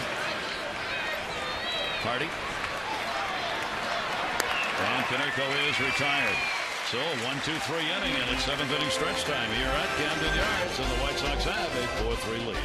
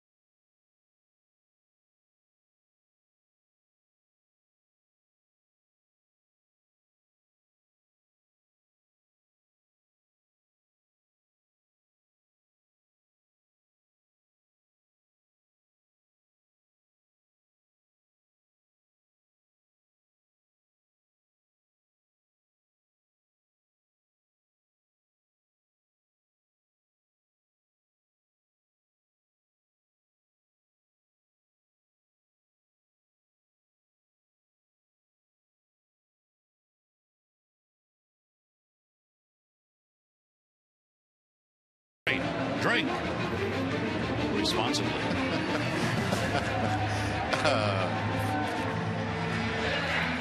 See, I wait now, and you're kind of going like that. Mike Jakubowski's coming on in relief. Did what he needed to do. He's done a nice job coming in, giving them 3 innings of work. I mean, holding the score as is, status quo, waiting for the offense to come around. So he's giving Buck Showalter, even though Buck's long gone in the clubhouse, I'm sure he's appreciating the work he's doing so far. One of the questions asked before the game of Buck was, what about the bridge person out of the bullpen? Right now, the Orioles really don't have anybody to go from that starter and/or first reliever to get to Jim Johnson, the setup guy. Yeah, it seems that since Koji has left for the Texas Rangers, now it seems like he's trying to stretch out those middle or long men to pitch a little bit deeper, which will put really Jimmy Johnson into that role. And the Orioles will have to look for that, not only for this year, but for the coming year. At this day and age, you've got to have a middle reliever and take you there. They're very important parts of your bullpen, and it'll be interesting to see, again, because if Jimmy Johnson becomes a starter, you're going to have to fill 2 positions. Exactly. Yep. And again, whether or not he's a starter, there's Jim at the end of this year. I think so, but nobody knows for sure. And it's going to be taken by PA into right field. It'll be off the wall. Quinton with the runner going to second, and PA's got a double to lead it off in a 1-run game. And Felix PA again with those great numbers against Gavin Floyd. He just can't figure out how to get PA out. He's now 9 for 14. Also going to add a walk to that tonight. And just seems to either get a good pitch to hit and just that great track record against Gavin Floyd. So here in the bottom of the 7th inning, the Orioles, who fell behind in this ball game 4-0. In the 4th inning, that 4th run was picked up with the White Sox. There's the bunt, only plays at first, and they got him. Good sacrifice. And Dino lays it down. Yeah, looks like Floyd may have injured his ankle. Slips a little bit on this play. Not a very smooth play by Gavin Floyd. Watch him come over here. Kind of awkward, that right ankle. May have rolled over a little bit right there. But a successful sacrifice bunt to bring the tying run within 90 feet. And that will bring out Herm Snyder, the trainer, and Ozzie Guillen, the manager. Hermie, 33 years with the White Sox as their head trainer. Floyd didn't particularly want anybody to come out, but Pierzynski went to the mound and signaled over that he wanted someone to come out and check. Tom Hallion, the home plate umpire, making sure this is a medical visit. Looks like they'll give him a couple of tosses, see if he can put weight on it. Of course, with all the things Ozzie says, how would you know what the visit's about? You have to pick up his tweet. Former Oriole Will Ullman and Jason Frazier. Yeah, the newly acquired Jason Frazier from the Blue Jays. Floyd says he's okay. So with 1 away, Orioles get a chance to tie this ball game up. Hardy comes up with a runner at third base and only 1 down. Hardy an RBI and a fielder's choice. 0 for 3 in the ball game, but 3 for 8 in the series, and the infield is going to play in. They will go for the out at the plate. And a speedy runner in PA. The decision already having been made whether or not he will go on contact. This bat here really determined for Gavin Floyd. What kind of night is he going to have? Is he going to have a chance to win? Will it be a no decision or a potential loss? Hardy to third, stopped, runner stays. Morel makes a big play, snow coned by Lillibridge, the first baseman, to get the out. Again, a lot of interesting plays at third base happening in this series. A step and a dive, picks the short hop, checks the runner, and just about pulls him off at first base.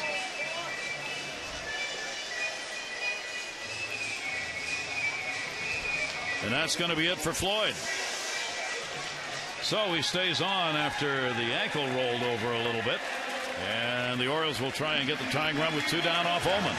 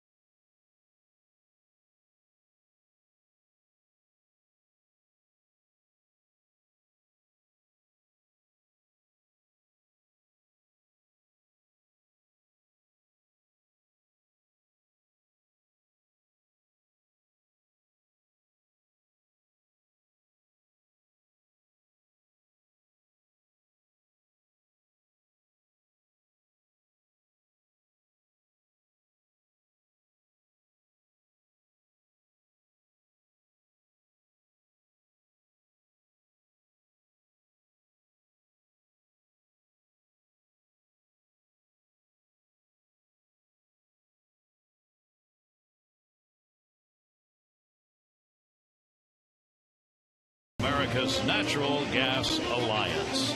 Another comeback necessity for the Orioles, who fell behind 4-0 after 4. They have battled back, though, with a one-run ball game on the board and potential tying run at third. And with that, Will Ullman will come out of the White Sox bullpen, former Oriole, 38th appearance on the year, 0-2, 4.10 ERA, 37 innings of work, 36 hits, and more strikeouts than innings pitched for Will Ullman. A pretty good year for Will. And stretched out, coming off one of his longest outings of his career against the Yankees in that series where the Yankees really beat up on the White Sox. But always been tough on lefties. Just 225. So in here to face Markakis. He had battled the evening. So game on the line perhaps right here. Nick 277 off left-handers, 287 off righties. Never faced Ullman before. And will take the pitch for a ball. Runner on at third base. There are 2 down. The Orioles got the double by PA to start it out. Andino sacrificed him. Then Hardy on the ground ball out. PA at third. Of course, the infield backs up now with 2 down. 1-0 delivery. Markakis will pop it back. 1-1.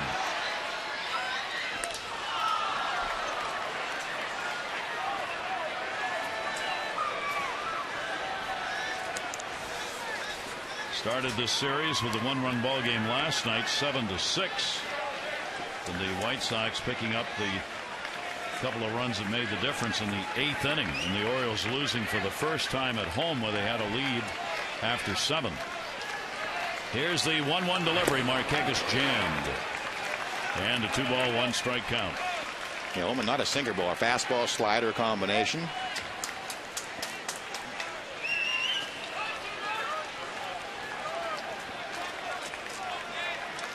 Markakis hitting .311 with runners in scoring position and 2 outs. Here's the 2-1 delivery. Into the seats off the end of the bat, evening the count 2-2. This is where Markakis has those types of bats that will pull the breaking ball and hit the fastball to the opposite field. And the White Sox have pretty much played their defense straight up.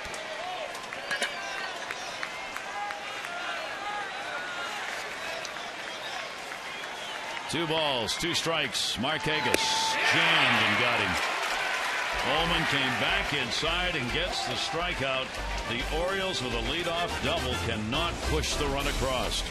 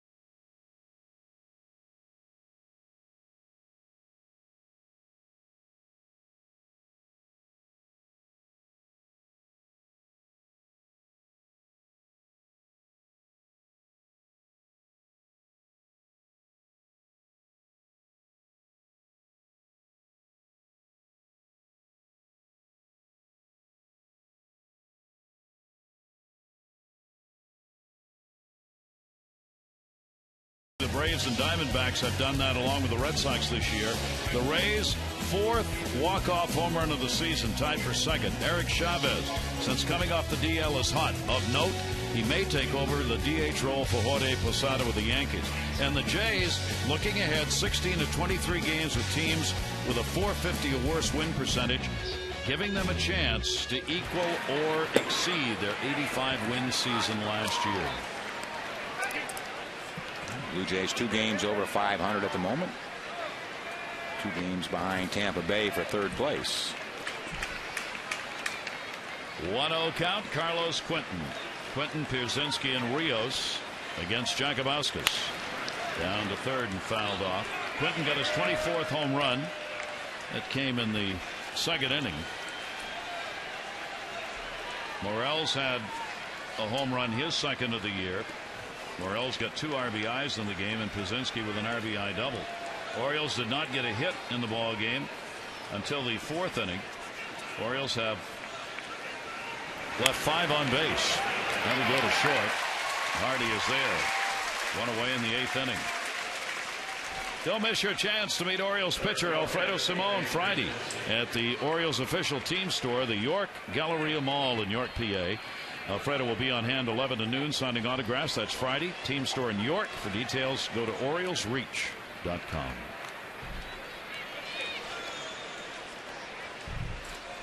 A.J. Pierzynski, a double RBI.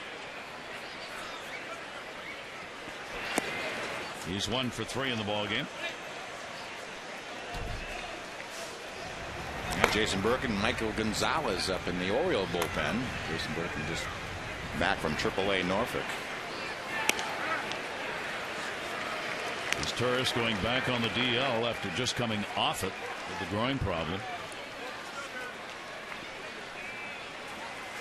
Here's the 1-1 delivery. Pierzynski to 2nd, just out of the reach of Andino. So Pierzynski's on with his 2nd hit. He's now had 4 hits and 7 at bats in this series. Yeah, the big series against the Orioles. Came in cold. He had been over his last 12. Pierzynski on the year hitting 300 now against the Orioles with a couple of home runs. That'll be hit number 7. Each team with 7 hits in the game. 4-7-1 for the White Sox. 3-7-0 for the Orioles.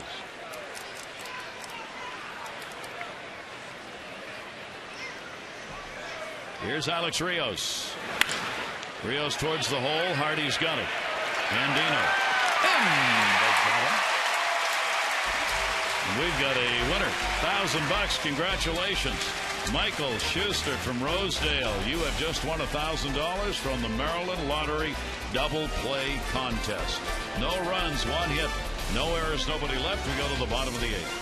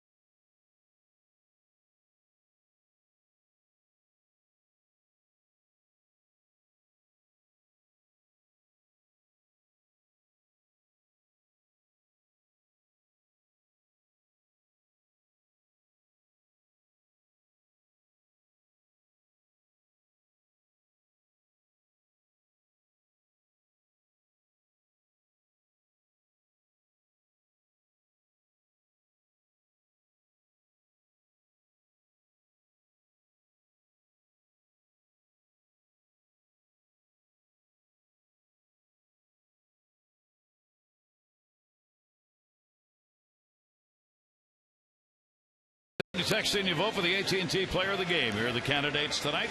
Nick Markakis, he's picked up a couple of hits and an RBI. Brent Morel, he's had 2 RBIs and a home run. And Chris Jakubauskas, a very fine job coming out of the bullpen for the Orioles. 4 solid innings. Texting you vote A, B, or C to 51862. And with that, Jason Frazier will come out of the White Sox bullpen. The newly acquired Frazier came over from the Toronto Blue Jays in that big 3-way deal. 49th appearance on the year, 2-1 record. ERA 3.40 and 45 innings of work this year. Struck out 40. Always had good stuff with just 18 walks. Fastball, slider combination, and a good sinker to go along with it. So the Orioles, 6 outs to use. Try and overcome what is a 1-run deficit. Adam Jones will be leading it off. Jones, Guerrero, and Davis are due up for the Orioles.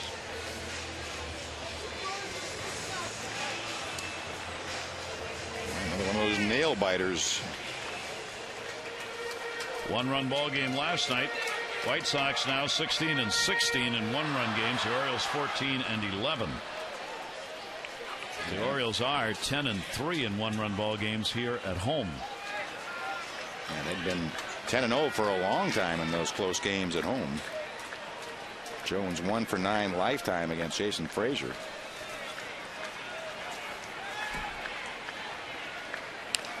Adams got an RBI, but it came on an error. So he still has an 0 for 3 and is 0 for his last 12.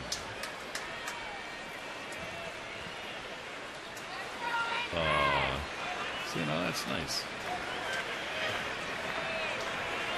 The Babe would point over there and say, I'm going to hit one. Hot dogs for everyone. Okay, hot dogs for everyone. All right, good.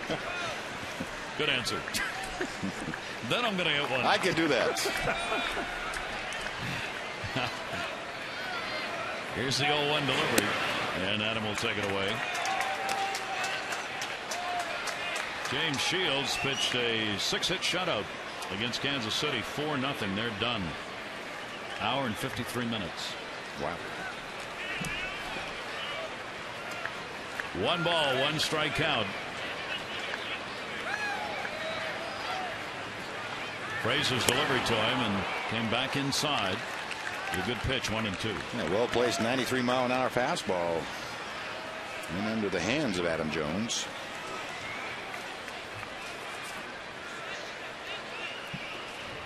He's had a very quiet series so far.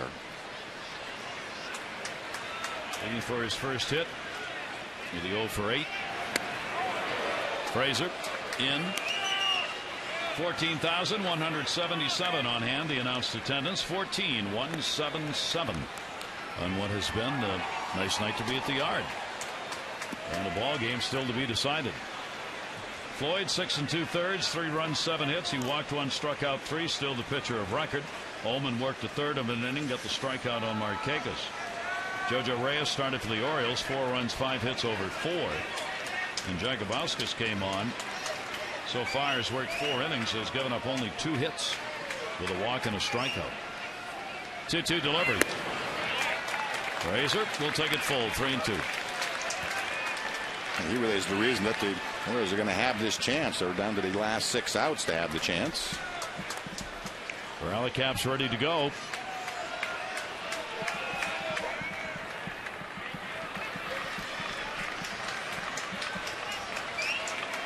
Outfield deep, and the 3-2. Foul ball. Boy, Morel was playing just barely in fair territory, so he actually had a shot at that right on the line.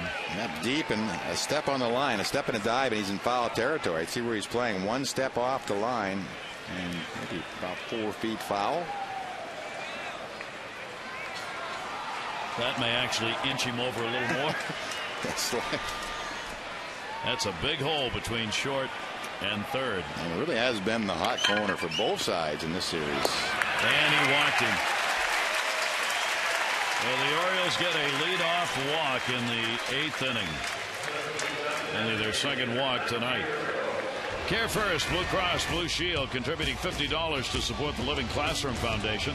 Orioles have drawn 315 walks for a total of $15,750. Blue Cross Blue Shield encourages each of us to take that first step towards a healthier and more active lifestyle.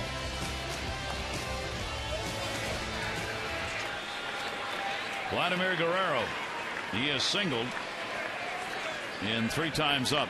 A couple of ground balls to third. Jones the big lead.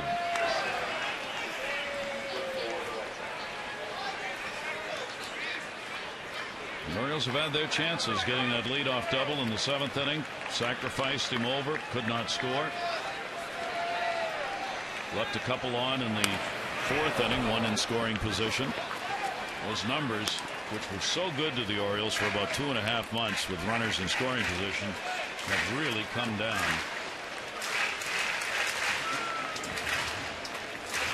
Yeah, Markakis being thrown out at third base in the 5th. Big play. Chris Sale and ready in the bullpen. Actually looks like he is ready in the bullpen, standing watching.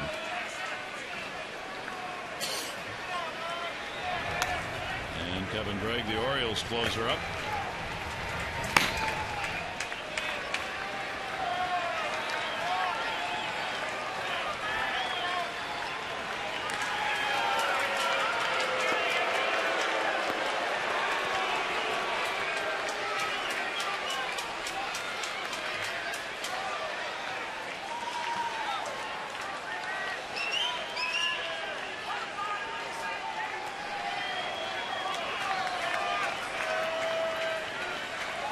Jones drawing the attention of Frazier. And the pitch will be taken up high by Guerrero. Guerrero's had a 2 for 10 lifetime off Frazier. He's looking down to third. Willie Randolph going through signs, at least to keep the White Sox thinking about Adam Jones at first base. If you're going to run, you got to run early because most of Guerrero's bats don't run too deep. 1-2. Adam took the quick start, came back. That's the old helicopter swing from Guerrero, letting it fly. He's stretching his back after this swing. Our Jeep Expo brought to you by the 2011 Jeep Compass.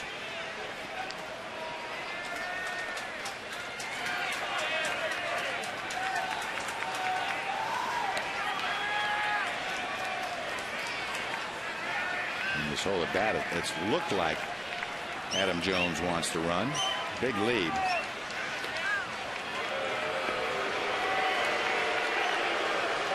Buzinski's thrown out only 19%. And if you look at the numbers, his pitchers certainly look like they're not giving him a lot of chances as far as holding runners on. Frazier's trying to do that here.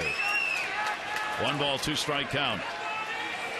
Jones has not shortened his lead, not running, and Vladimir Guerrero will go down swinging.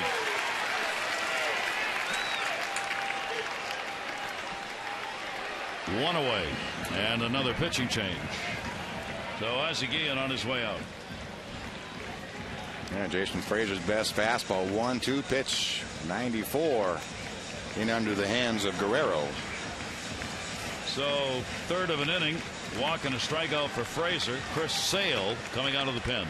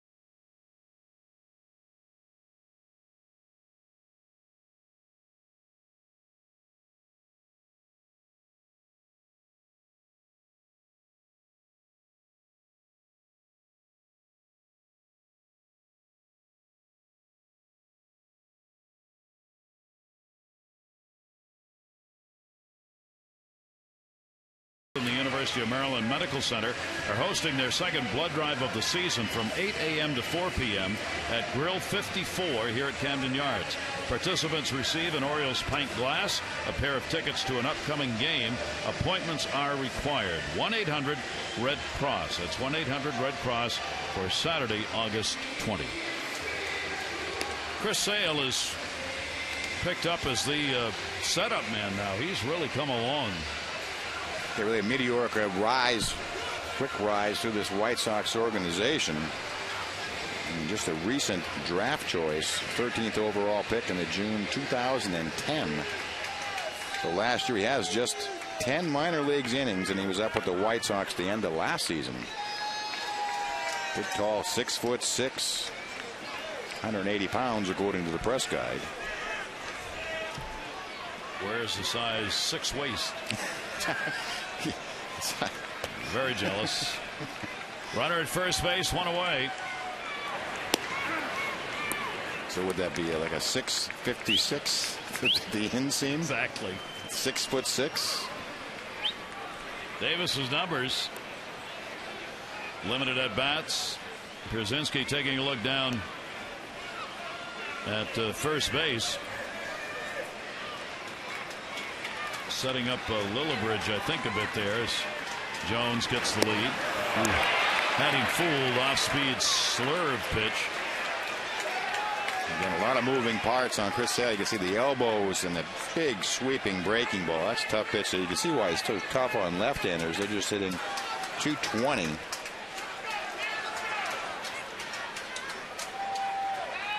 He's part of the reason the White Sox have played so well on the road. He has a 1.65 ERA at home.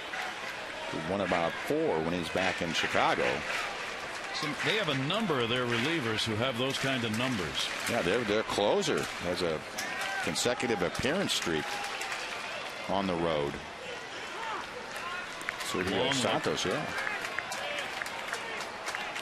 The relievers have a 0.92 ERA. 5 earned runs coming into the night over their last 48 innings. 55 strikeouts in the last 22 road games. And he had a reach and fights it off.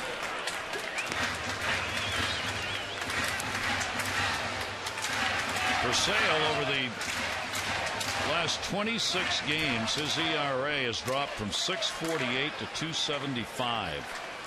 Over those games, 26 of them, his ERA is 1. Just 22 years old. 0-2 delivery. He got the pop-up off the end of the bat. Second base. Beckham. He's got it. And there are 2 down. This copyrighted telecast presented by authority of the Orioles may not be reproduced or retransmitted in any form, and the accounts and descriptions of this game may not be disseminated without the express written consent of the Orioles. So again, as happened in the 7th inning, the Orioles have gotten the leadoff man on. They couldn't get him in the 7th after moving PA over to third base in a sacrifice with 1 away. Now Jones a leadoff walk. He's still there, and there are 2 down. Or would you take the chance on him trying to steal a base here with Reynolds up? I'm not sure what kind of pickoff move. I'm sure the Orioles know what kind of pickoff move he has, but 6'6", you're usually pretty slow to the plate. Adam has been caught only once. He has 10 stolen bases this year.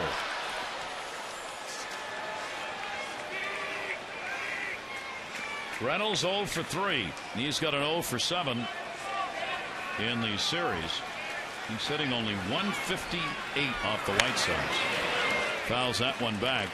1 strike count. Pretty good pass by Mark Reynolds, but they've stolen 3 stolen bases against Sale and have been caught twice. Reynolds 227 off lefties, 217 off righties. 8 of his 24 home runs, or 26 home runs, have come off left-handers. Here's the 0-1 to him. Sale will miss away. 1 ball, 1 strike. He has the most of any Oriole against left-handed pitching. J.J. Hardy 4 of his 20 against left-handers. Adam Jones 4 of his 20 against lefties. Orioles down a run. We're in the bottom of the 8th inning. Sale trying to come back inside, and a 2-1 count.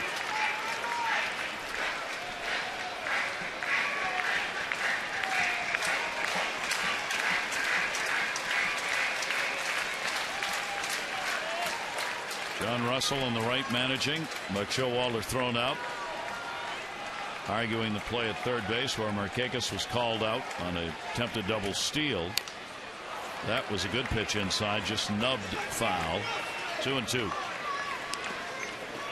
And just looking up Chris Sale in the press guide said, according to Baseball America, coming into this year, he's the #1 White Sox prospect. He possessed the best fastball, the best slider, and the best changeup. Good assortment. To have him the best, so I guess he is the best available. 2-ball, 2-strike count. Jones has not gone from first. White Sox bullpen is 7th in ERA in the American League. They are first in strikeouts per 9 innings for bullpens. Sale has actually had opportunities as a closer. He has picked up a couple of 3 saves. 3 out of 4. 2-ball, 2-strike count. Jones not going, and got him. Reynolds leaned out, but the off-speed breaking ball had him looking. A leadoff walk goes for naught. 4-3 to the 9th inning.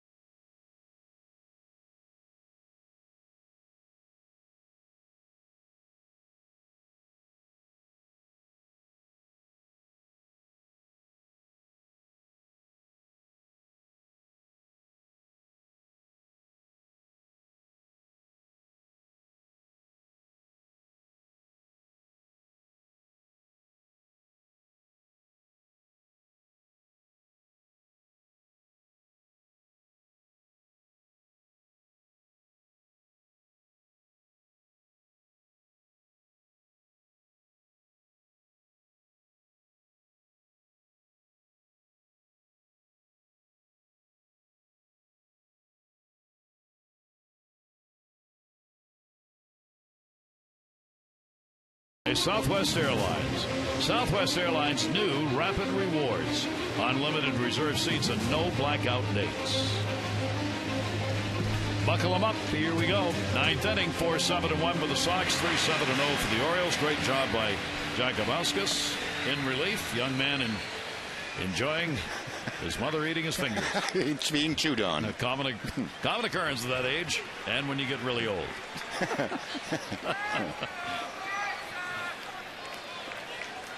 Brent Lillibridge outside for a ball.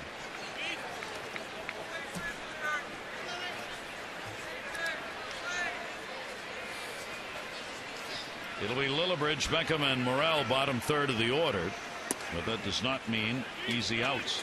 Lillibridge has been on with a walk and scored. Beckham has had a single and a walk, and Morel's had 2 RBIs with a single and a homer. And the bottom of the order doing a lot of damage so far in this series. Showed bunt.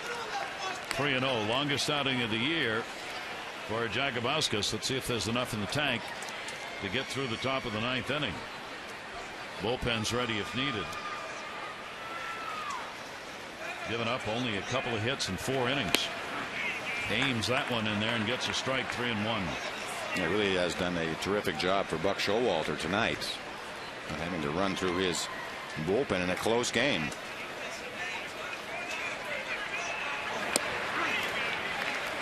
And comes back to get a full count. 3-2. He's been able to get the leadoff hitter, seems like, well, I guess every inning. And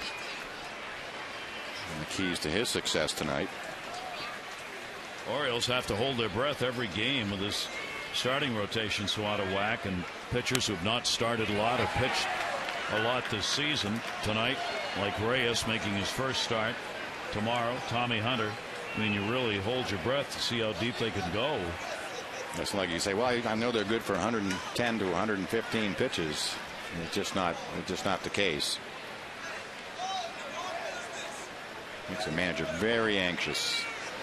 3-2 delivery off the mask of Wieters, and the count will stay at 3-2.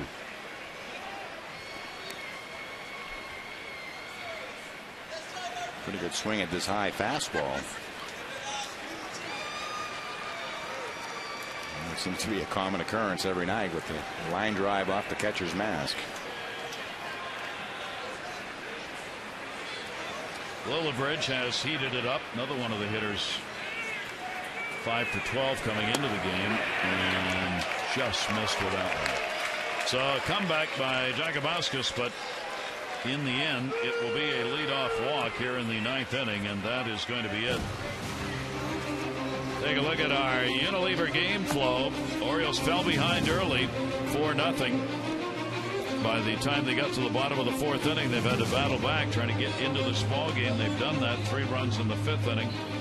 They've had other chances though to tie this thing up. They've not been able to get it there. So Jason Birkin, put back on the roster after the ball game, or at time of the ball game yesterday, will be coming out of the bullpen for the O's.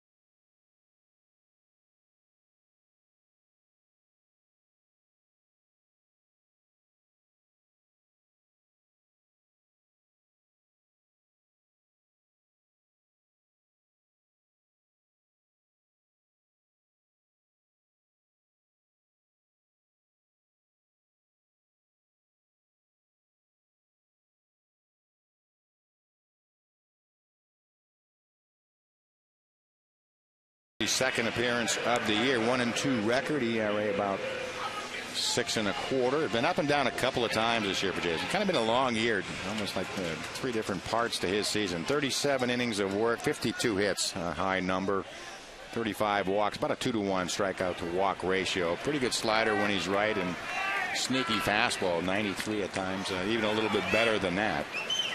So again, just back from Norfolk and back in the frying pan. Runner on at first base, and back to the bag, Lillibridge. Gordon Beckham up. Beckham has a single, 1 for 2 and a walk in the game. Lillibridge does have good speed. Let's see how Ozigian will play this, whether he has Beckham bunt. He does. Not well, and a foul ball. Beckham's got 7 sacrifices this year. Pierre leads the team with 13. Yeah, Ozzy's not afraid to play little ball. You can see Lillibridge 10 out of 15.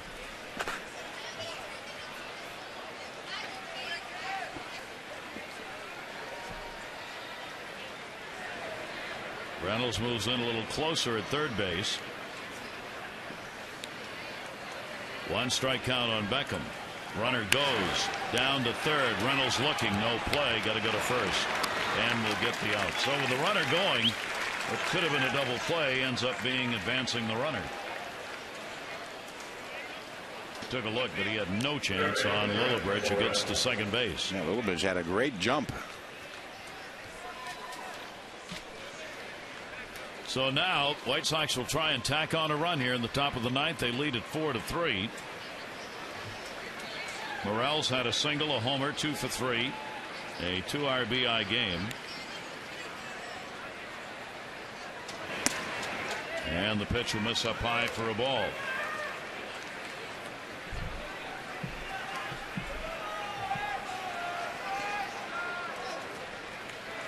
Morel's only .217 with runners in scoring position this year, and he's had 60 shots at it. Pitched out by Wieters and a bouncer, 2-0. That's the thing about Morel. He's a free swinger. We look at that thing about yesterday. He had 4 walks on the year.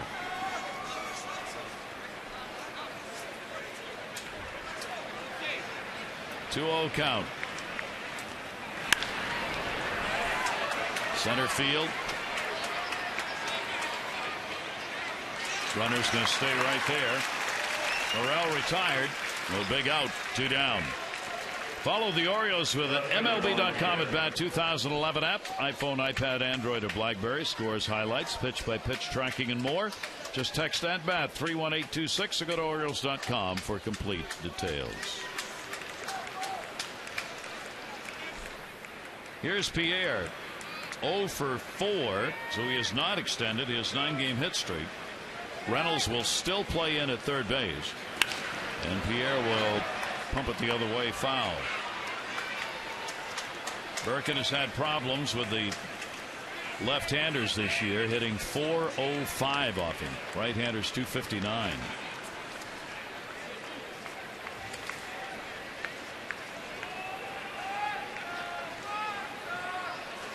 Outfield is very shallow. And a ground ball towards third, cut off by Reynolds, and he'll get it. Good job by Birkin in relief. No runs, no hits, no errors. 1 left. Bottom of the 9th inning. Orioles down by 1. Wieters, PA, and Andino.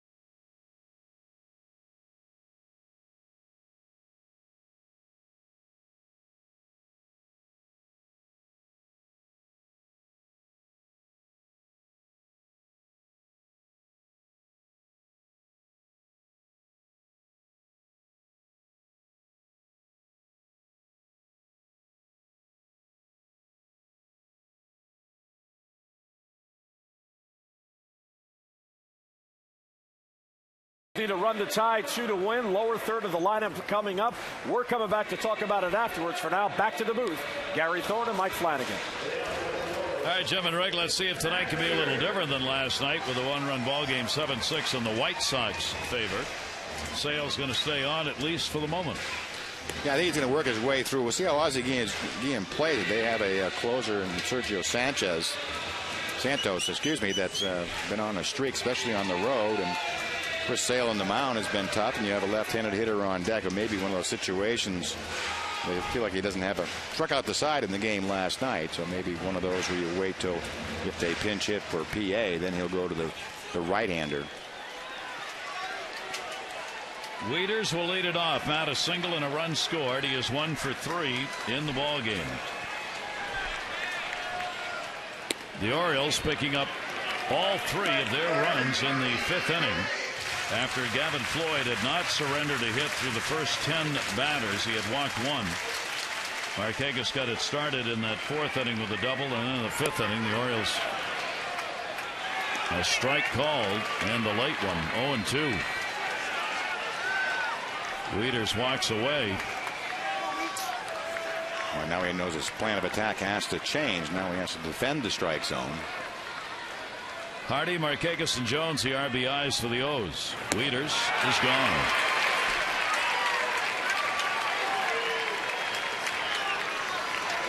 Updating you on our voting for the AT&T Player of the Game. The results so far. Still time to text your vote in, A, B, or C, to 51862. Results on the O's Extra post-game show. Everybody looking over to the Orioles dugout to see what they're going to do here with PA due up. And Pierzynski's standing halfway to the mound watching. Nobody's come out. Waiting for the announcement. Tom Hallion, the home plate umpire, waiting.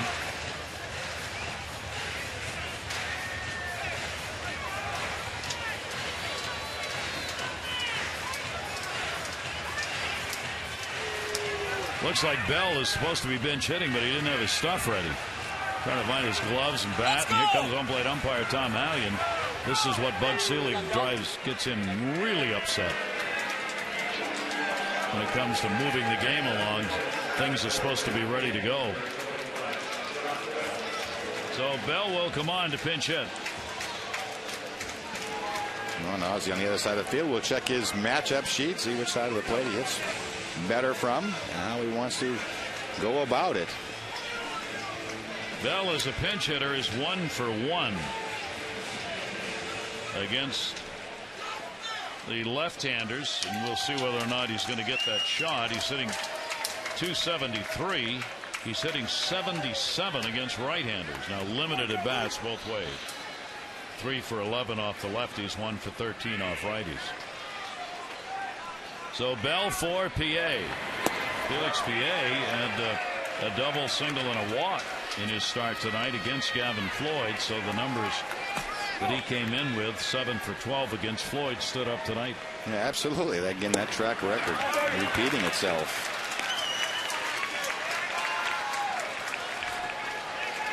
2-0 count.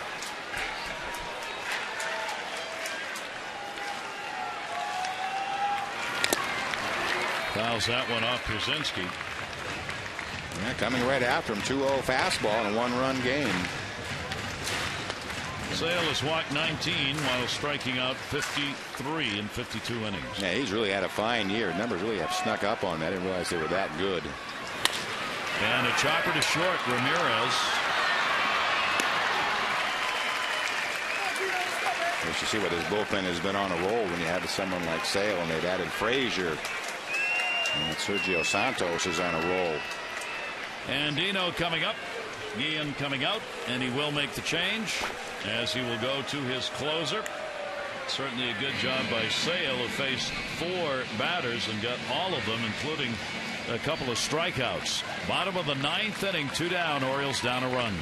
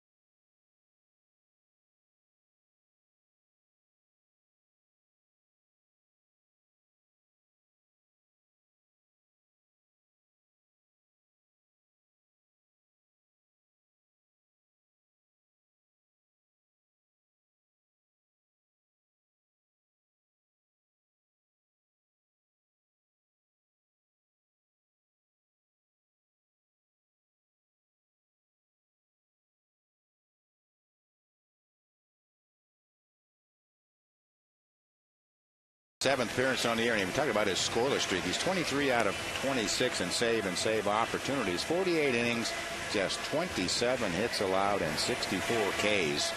So having a big year and an exceptional year on the road. He's made 23 straight scoreless appearances on the road going back to last year. So he came on last night. He was pretty impressive, striking out the side. Struck out Hardy, Markakis, and Jones to end it last night. He did not pitch until 2009. He spent 7 years in the minors as an infielder, where he hit .248 in minor league games, and then in 2009 they converted him to a pitcher, and lo and behold, he's now become a closer. And developed one heck of a slider. That's what Buck Showalter was talking about today. He has that spike slider. Here's Andino, 2 down, nobody on in the 9th. And the pitch will be taken away for a ball. Santos third in the lowest batting average by relievers at 162. Tied for 6th in saves at 23. Here's the 1-0 delivery. Andino chases in a 1-ball, 1-strike count. His ERA on the road, 0. Yes, 0 in the last 25 1/3 innings.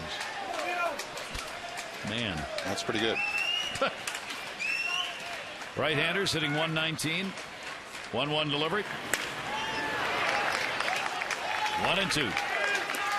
Yeah, yesterday picked up his 23rd save of the year. Struck out the side. His first time this year.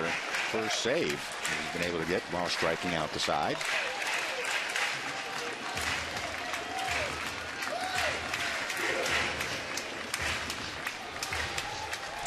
Gavin Floyd looking to pick up a win. Jojo Reyes would be the loser. 1-2 delivery. And it is down low. 2 balls, 2 strikes to Andino. If the score holds, Floyd will be 10-10. Jojo Reyes will be 5-9. Santos would get a save.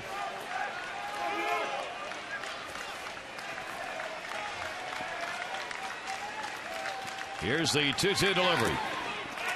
And Andino does not bite, and it goes full.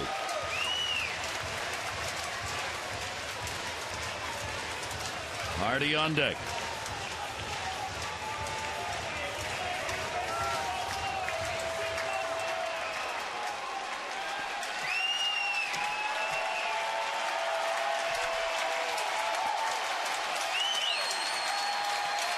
Three balls, 2 strikes.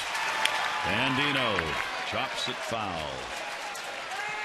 Yeah, that was his best fastball at 97. So we've seen the range. We know he has a straight changeup to go along with it.